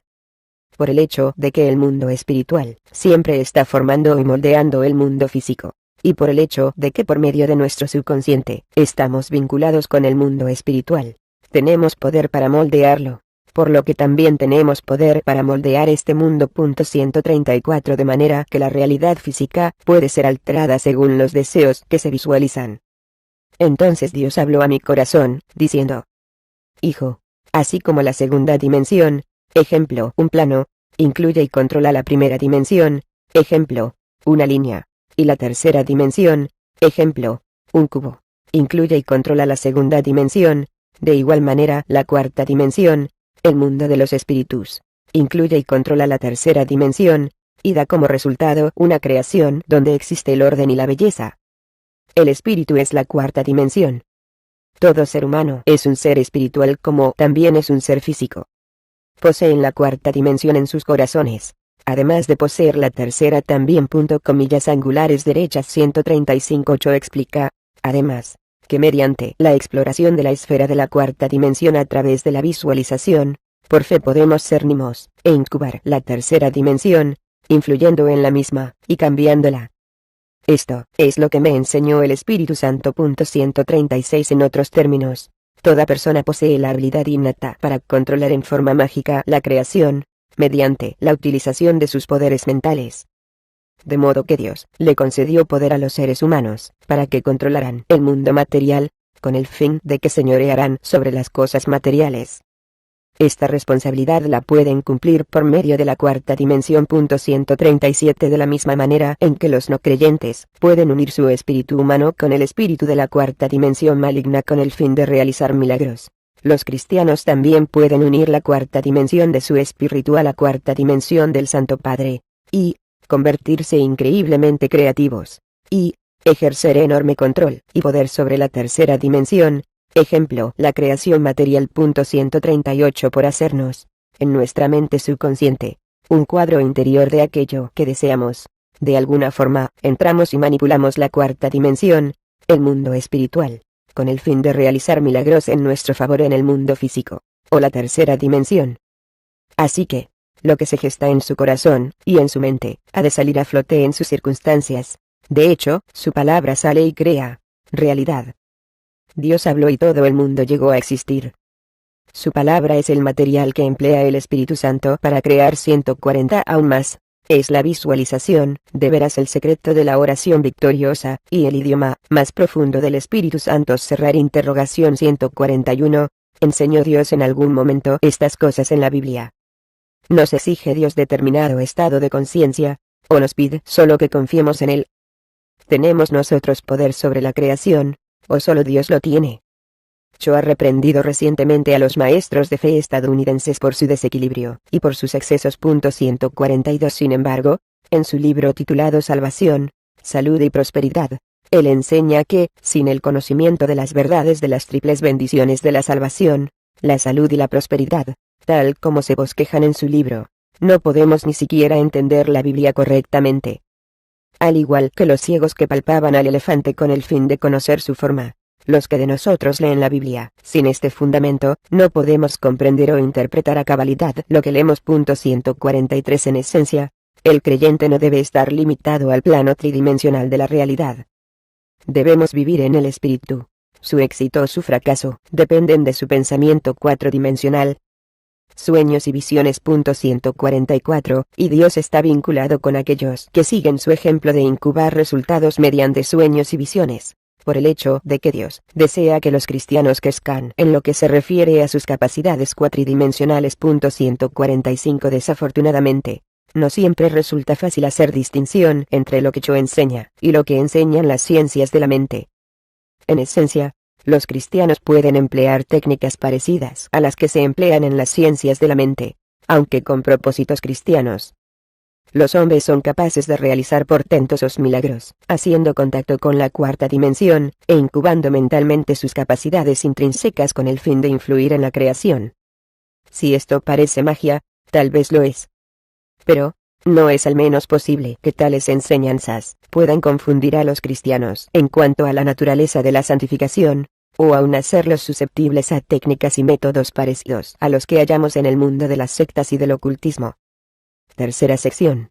El movimiento de fe, las sectas y el ocultismo. 17. ¿Qué relación existe entre las enseñanzas de fe y la teología de las sectas? La mayoría de los maestros de fe han declarado públicamente que no están enseñando ciencia cristiana, ciencia de la mente, o nuevo pensamiento. 146. Esto parece indicar que aun los maestros de fe reconocen su parecido a las organizaciones sectarias, o por lo menos que son conscientes de las acusaciones que otros les han hecho. Sin embargo, a pesar de sus aclaraciones, en diversos lugares sus enseñanzas de fe son, o bien parecidas o idénticas a las de las religiones de ciencias mentales. 147. El concepto de la confesión positiva, de la prosperidad y el éxito, de la salud divina, de la manipulación de la creación, de la negación de los sentidos y de la negación implícita de la ciencia médica, tienen su origen en la teología de la ciencia de la mente del siglo XIX y del XX, tales como la escuela del cristianismo de la unidad, el nuevo pensamiento y la ciencia de la mente. Estos tres grupos, junto con el movimiento de fe, enseñan también que la confesión negativa puede producir enfermedades, tragedias, y aun causar la muerte. De hecho, algunas de las enseñanzas y de las prácticas del movimiento de fe forman parte de otras religiones no bíblicas y sectas. Por ejemplo, el concepto de que los creyentes son dioses, o que tienen poderes divinos, forma parte del mormonismo y del armstrongismo. La práctica de declarar, para que existan las cosas, se observa en algunos grupos ocultistas, y en grupos orientales, tales como la Iglesia Universal y Triunfante, y el budismo Nichiren Sosu. Tal vez por todo lo mencionado, es que el historiador carismático de R. McConnell demuestra de buena gana, con pruebas, el origen sectario del movimiento de fe, por mediación de W. Kenyon. El padre moderno de movimiento de fe, Kenneth Hagin, plagió en palabra y contenido el grueso de su teología de W. Kenyon. Todos los maestros de fe, incluso Kenneth Hagin y Kenneth Copeland, quieran admitirlo o no, son hijos y nietos espirituales de W. Kenyon. Fue Kenyon, no Hagin, quien concibió cada una de las doctrinas principales del movimiento de fe moderno. Es probable que las raíces de la teología de Kenyon tengan su origen en su propio trasfondo de las sectas metafísicas, muy en particular el nuevo pensamiento y la ciencia cristiana. Kenyon hizo el intento de forjar una síntesis de pensamiento metafísico y evangélico. El resultado en la teología de fe es una mezcla extraña de fundamentalismo bíblico y metafísica del nuevo pensamiento. 148 Por ejemplo, considere la forma en que las influencias sectarias en el movimiento de fe se han entremezclado con la doctrina de la sanidad. La teología de fe de la sanidad tiene su fundamento no en la habilidad de detectar síntomas físicos, sino en la negación de los mismos. Los síntomas físicos no son reales. Se harán reales, no obstante, si el creyente reconoce que existen y no pone en práctica los principios de sanidad espiritual. Solo aquellos que no saben creer en Dios para obtener sanidad espiritual recurren a la ciencia médica. El punto de vista que el movimiento de fe tiene de la ciencia médica es sectario, y se trata del mismo punto de vista que predicó el fundador de la metafísica del siglo XIX, Pepe Kimby. 149-18. ¿Qué relación existe entre los ángeles, el ocultismo y el movimiento de fe? El contacto con supuestos ángeles es una actividad que aumenta en popularidad en nuestra cultura, como lo ilustra la Conferencia Estadounidense sobre Ángeles, en mayo de 1992. Desafortunadamente, el mensaje que comunican estos ángeles demuestra que se trata de espíritus engañadores, a los que en la Biblia se les da el nombre de demonios. La mayoría de los maestros de fe también afirman que ellos han establecido una relación singular con los ángeles, de igual manera que, supuestamente puede hacerlo cualquiera que lleve a la práctica los principios del movimiento de fe. Los maestros de fe creen que hay multitudes de ángeles dispuestos a cumplir con nuestros deseos, en espera ansiosa de que se les ordene con palabras de fe, las cuales al pronunciarse, los ponen en acción y traen resultados milagrosos. Gloria Copeland y Charles Capps afirman que puede haber de 40.000 a 72.000 ángeles asignados para cada creyente, y en disposición de servirnos. 150 Sin embargo, la idea de que la gente pueda dar órdenes a los ángeles para que estos nos sirvan es una creencia ocultista, no una práctica bíblica. El poseer poder sobre la creación mediante supuestas leyes espirituales, y por nuestros propios poderes mentales y verbales, con la ayuda de los espíritus, es una doctrina del ocultismo, no del cristianismo. 151 Además, estos ángeles son de un orden particular. Se trata de seres espirituales que apoyan activamente las prácticas y las enseñanzas de fe. Esto saca a la luz un punto de sumo interés. Si comparamos los principios del ocultismo con los del movimiento de fe, podemos notar el parecido. La pregunta que ahora nos hacemos es: ¿aprobarían los ángeles piadosos tales enseñanzas? Si los ángeles piadosos no apoyan los principios de fe enumerados anteriormente, ¿qué clase de ángeles son los que sí lo hacen? Afirmamos lo siguiente con el fin de demostrar que los líderes del movimiento de fe declaran que pueden manipular a los ángeles para que hagan lo que ellos deseen, una práctica ocultista. Kenneth Copeland enseña que mediante la confesión positiva los ángeles están obligados a obedecer nuestras órdenes. Gloria Copeland afirma que nuestras palabras ponen a los ángeles a obrar a nuestro favor, con el fin de hacer realidad cualquier cosa que uno diga. 152 Charles Capps asevera que Dios le dijo que debía darle órdenes a los ángeles, para que nuestros deseos se cumplan. Él enseña que uno necesita que los seres sobrenaturales de Dios laboren en nuestro favor aquí en la tierra. Y los ángeles obrarán en su favor. Ellos se involucrarán en cada aspecto de su vida, su hogar, su negocio, y todos los demás, y solo hasta el punto en que uno les permita obrar. 153 Kenneth Hagin afirma que Jesús se le apareció con un ángel a su lado, y que le dijo que este era su ángel, el cual daría dirección a su vida. 154 Jerry Saveller dice que cuando aplicamos los principios del movimiento de fe, los ángeles entran en escena con el fin de asegurarse que lo que uno dice se hace realidad. 155 Juan Osteen enseña que cuando uno se convierte en una persona del pacto, Dios le asigna ángeles para cuidarlo a uno y a su familia. 156 Robert Hilton dice: cuando uno habla de manera positiva acerca de su sueño, no solo pone en libertad su misma substancia, sino que pone en libertad a los ángeles con el fin de que ellos obren a su favor, y que así el sueño se haga realidad. 157 Aquellos que diezman fielmente para su ministerio, Tilton les dice: yo profetizo que estos milagros habrán de ocurrirle aún en este mismo instante.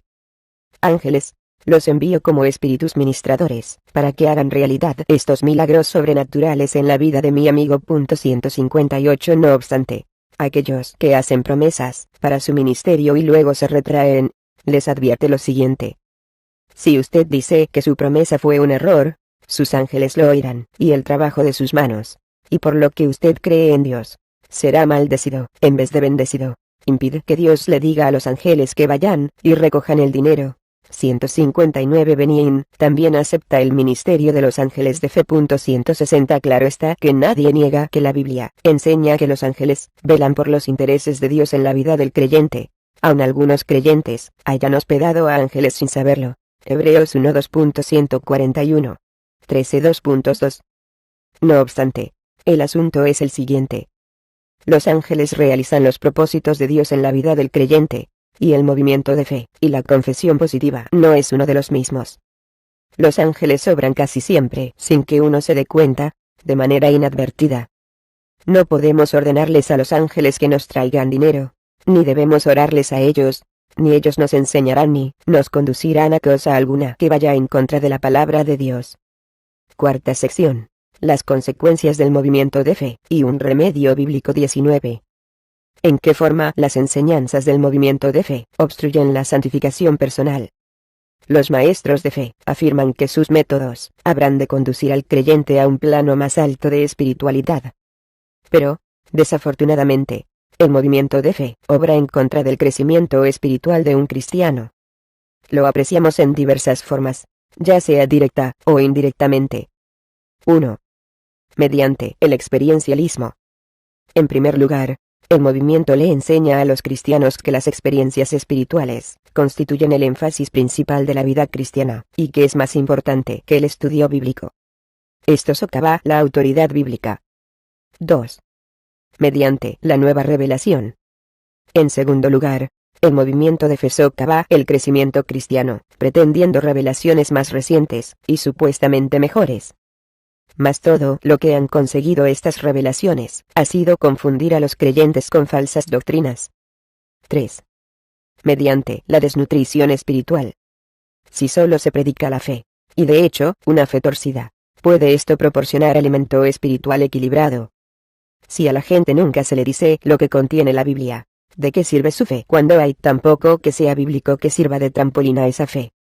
Aunque Netanyahu confiesa que una porción de la palabra de Dios que se predica sin tomar en cuenta todo el consejo de las Escrituras es tan peligroso como un niño que juega con dinamita.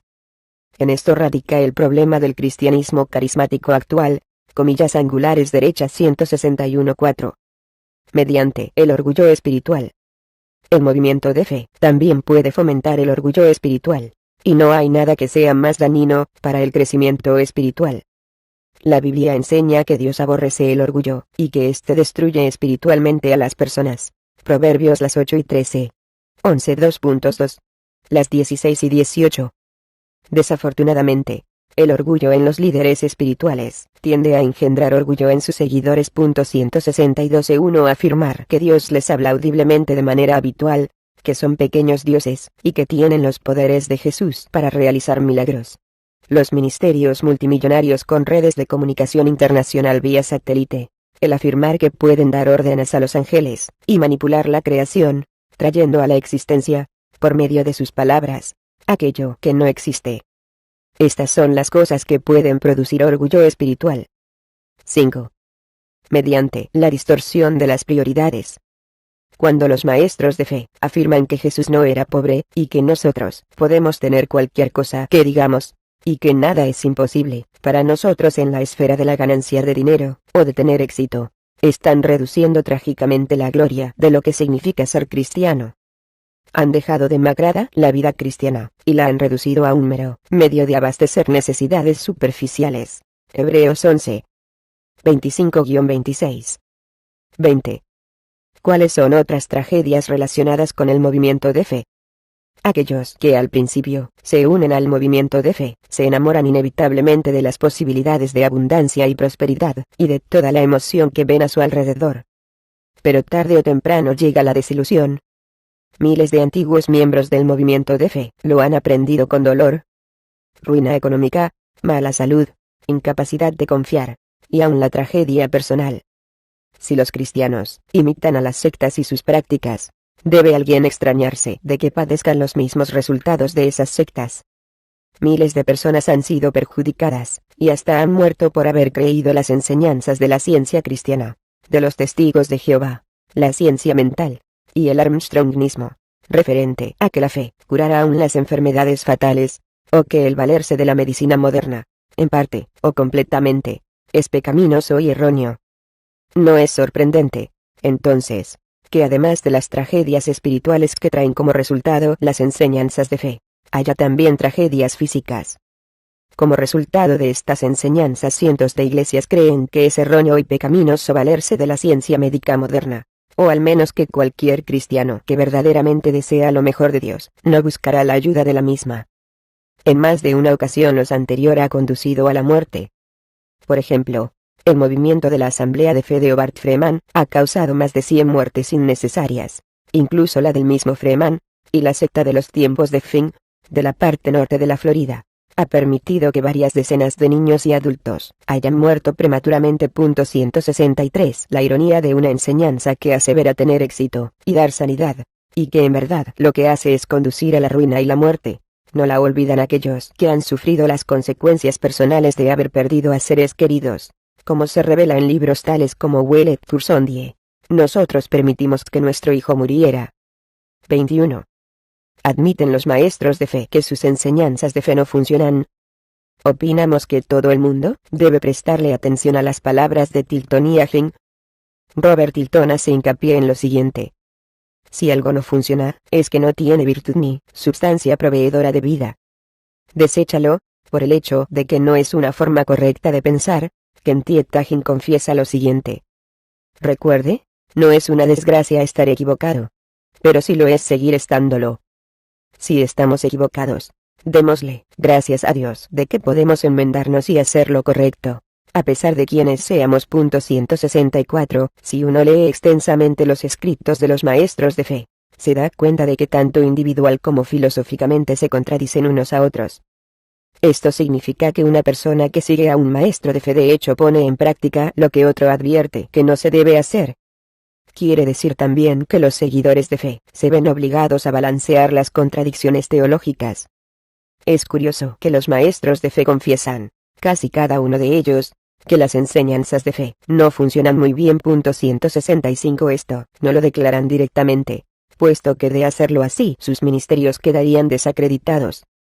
Lo hacen indirectamente exigiendo de continuo que se cumplan nuevas condiciones para que los principios de fe funcionen, buscando explicaciones racionales para los repetidos fracasos de sus seguidores.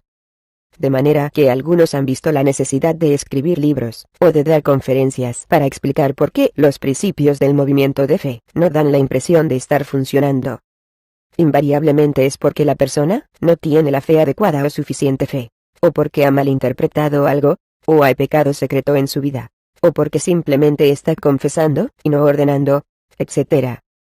Por ejemplo, Agin enseña que debido a que las corrientes de incredulidad son tan persistentes, solo un pequeñísimo número de creyentes podrán sobreponerse a las mismas. En otras palabras, solo unos pocos participantes en el movimiento de fe podrán esperar resultados de fe. 166. Por otro lado, se nos dice que podemos emplear leyes espirituales que funcionan solo por mandato, para cualquiera, en cualquier momento, solamente por confesarlas con auténtica fe. Pero más tarde se nos dice que no solo es necesaria la confesión, sino también dar órdenes y demandar.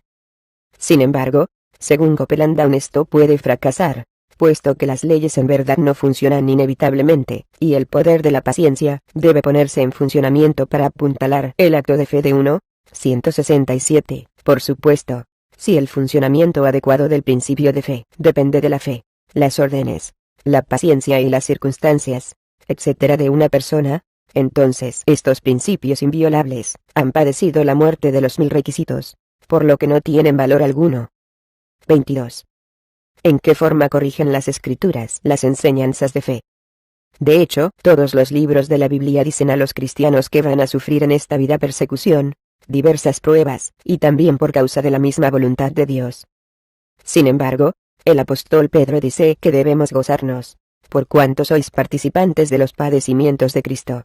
La Pedro las 4:13. Él incluso relaciona el sufrimiento con la voluntad de Dios. De modo que los que padecen según la voluntad de Dios, encomienden sus almas al fiel Creador, y hagan el bien. La Pedro las 4:19, énfasis del autor. El apóstol Pablo hace referencia al reino de Dios, por el cual asimismo padecéis, y nos dice que debemos esperar problemas y dificultades hasta el retorno de Cristo. 2 a Tesalonicenses 1:2.5-7. Pedro dice también que no estamos solos en los padecimientos, porque los mismos padecimientos se van cumpliendo en vuestros hermanos en todo el mundo. La Pedro 5:2.9. Y Pablo, lejos de referirse a la pobreza como un espíritu maligno que debe ser echado fuera por el poder de la palabra de fe, como es natural, da por sentada su existencia. 1 a Timoteo las 5:16. Más importante aún, en ninguna parte él da por sentado que para los cristianos con la fe existirá la prosperidad, la riqueza y el éxito. No obstante, Robert Tilton y otros afirman que los creyentes que practican la fe y la confesión adecuadamente, jamás habrán de tener problemas o dificultades otra vez en la vida. 168. Mas, ¿no dijo Cristo, en Juan las 16:33, en el mundo tendréis aflicción? Kenneth Hagin dice que él jamás confiesa sus dudas. Nunca hablo de la enfermedad, nunca hablo sobre lo que ha hecho el diablo. No me interesa su obra. 169, más adelante hasta llega a confesar de que no decía la verdad con el fin de mantener una actitud positiva. Mas si tuviera una jaqueca no se lo diría a nadie. Y si alguien me preguntara que cómo me sentía, le diría que me siento bien, gracias. En todo caso, pronunciaría las palabras correctas, porque Jesús dijo, en Marcos las 11:23. Lo que diga, le será hecho comillas angulares derechas. 170, y no le diría a nadie, si tuviera un pensamiento de duda o de temor. No lo aceptaría. No le diría a nadie, si vino a mi mente tal pensamiento. 171, más, no nos enseña la Biblia que debemos seguir la verdad en amor. Efesios las 4:15. No está la Biblia repleta de confesiones negativas hechas por Jesús, por los apóstoles, y por todos los profetas. ¿No dijo Jesús, basta cada día su propio mal? Mateo las 6:34, los maestros de fe afirman. Jamás confiese el temor. 172, mas el mismo apóstol Pablo confiesa.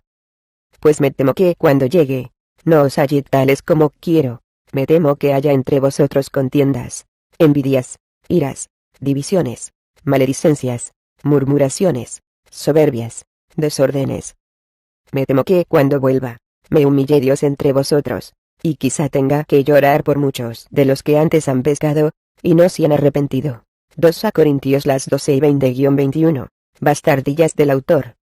A través del Nuevo Testamento, nos tropezamos con declaraciones tales como las que siguen. La muerte actúa en nosotros. Nuestro hombre exterior se va desgastando. Pues fuimos abrumados sobremanera más allá de nuestras fuerzas, de tal modo que aún perdimos la esperanza de conservar la vida. Pero tuvimos en nosotros mismos sentencia de muerte. 2 a Corintios 1:2.8-9. 2:2.4. 4:2.8-12,16. 5:2.4. La Biblia está repleta de lo que el movimiento de fe llamaría confesiones negativas. Sin embargo, son las palabras de apóstoles y profetas piadosos. Hombres de enorme fe. Si las enseñanzas de fe son ciertas, ¿cómo puede esto ser así? 23. No debería preocuparle a los cristianos la voluntad de Dios. El hecho de que esta pregunta deba siquiera hacerse es en sí misma una acusación al movimiento de fe. Santiago nos dice que es importante que tomemos en cuenta la voluntad de Dios, las 4:13-16, y Jesús también, Juan las 6:38, las 7:17, Mateo las 6:10, Lucas las 22:42, lo mismo que Pablo, Romanos 12:2.2, y Pedro, quien lejos de desechar el concepto de la voluntad de Dios, hace hincapié en el hecho de que no debemos vivir en la carne, sino vivir el tiempo que resta conforme a la voluntad de Dios. Pedro 4:2.2, bastardillas del autor. Sin embargo, los maestros de fe no dejan mucho espacio para la voluntad de Dios, concretamente en esos aspectos sobre los que ellos creen que se dan absolutas promesas que tienen como condición solo la fe, tales como la devolución multiplicada por 100, la sanidad física, etc. Por tanto, todo se resume a falta de fe, no de la voluntad de Dios. Aquí los maestros de fe sacan su fe para creer como verdadera sabiduría, mas la Biblia rechaza sus promesas. Santiago las 3 y 13-16. Las 4 y 13-16 cf. Proverbios 27 2.1. Lucas las 12 y 18-20. Las 13 y 35. A pesar de que algunos de los maestros de fe afirman que es pecado decir, si es la voluntad de Dios, las siguientes escrituras demuestran que los que tal enseñan están equivocados. El hacer tu voluntad, Dios mío, me ha agradado, y tu ley está en medio de mi corazón. Salmo 42.8. Enséñame a hacer tu voluntad, porque tú eres mi Dios. Tu buen espíritu me guíe a tierra de rectitud. Salmo 143 2.10. En lugar de lo cual deberíais decir: si el Señor quiere, viviremos y haremos esto o aquello. Pero ahora os jactáis en vuestras soberbias. Toda jactancia semejante es mala. Santiago las 4 y 15-16. Por tanto, esta es la confianza que tenemos en Él, que si pedimos alguna cosa conforme a su voluntad, Él nos oye. L. Juan las 5 y 14. Conclusión: en las confrontaciones que tuvo con la Iglesia de Roma, Martín Lutero confesó que a no ser que fuera convencido por el testimonio de las Santas Escrituras, o por la razón evidente, él estaba sujeto a las Escrituras con el fin de sustentar los principios de la Reforma. No era ni seguro ni correcto actuar en contra de su conciencia en este asunto. Para Lutero las Escrituras estaban por encima de toda experiencia, y de toda supuesta revelación extrabíblica recibida. Por esta postura la Iglesia tiene con él una deuda enorme. De manera parecida, al examinar el movimiento de fe, solo las Escrituras deben ser nuestro patrón, no la experiencia ni las supuestas nuevas revelaciones divinas. A lo largo de la historia de la Iglesia, se han convocado diversos concilios con el fin de examinar asuntos controversiales, poner a prueba nuevas enseñanzas, y proteger a la Iglesia de la herejía, presentándole al mundo la verdadera fe cristiana. El primer ejemplo nuevo testamentario de esto, lo tenemos en el Concilio de Jerusalén, en el que los apóstoles Pablo y Bernabé tuvieron una discusión y contienda no pequeña con los judaizantes. La Iglesia decidió que subiesen Pablo y Bernabé a Jerusalén, y algunos otros de ellos, a los apóstoles y los ancianos, para tratar esta cuestión. Hechos 15 2.2. La Iglesia primitiva resolvió este asunto para el inmenso regocijo y estímulo de todos los creyentes. Hechos 15 2.3132. Tal vez uno de nuestros seminarios evangélicos podría reunir a un grupo de eruditos piadosos y pastores, con el fin de tratar sobre este asunto más ampliamente, y luego hacer públicas sus conclusiones. Esto serviría de aliento y de aviso a la Iglesia en general tocante a las enseñanzas del movimiento de fe.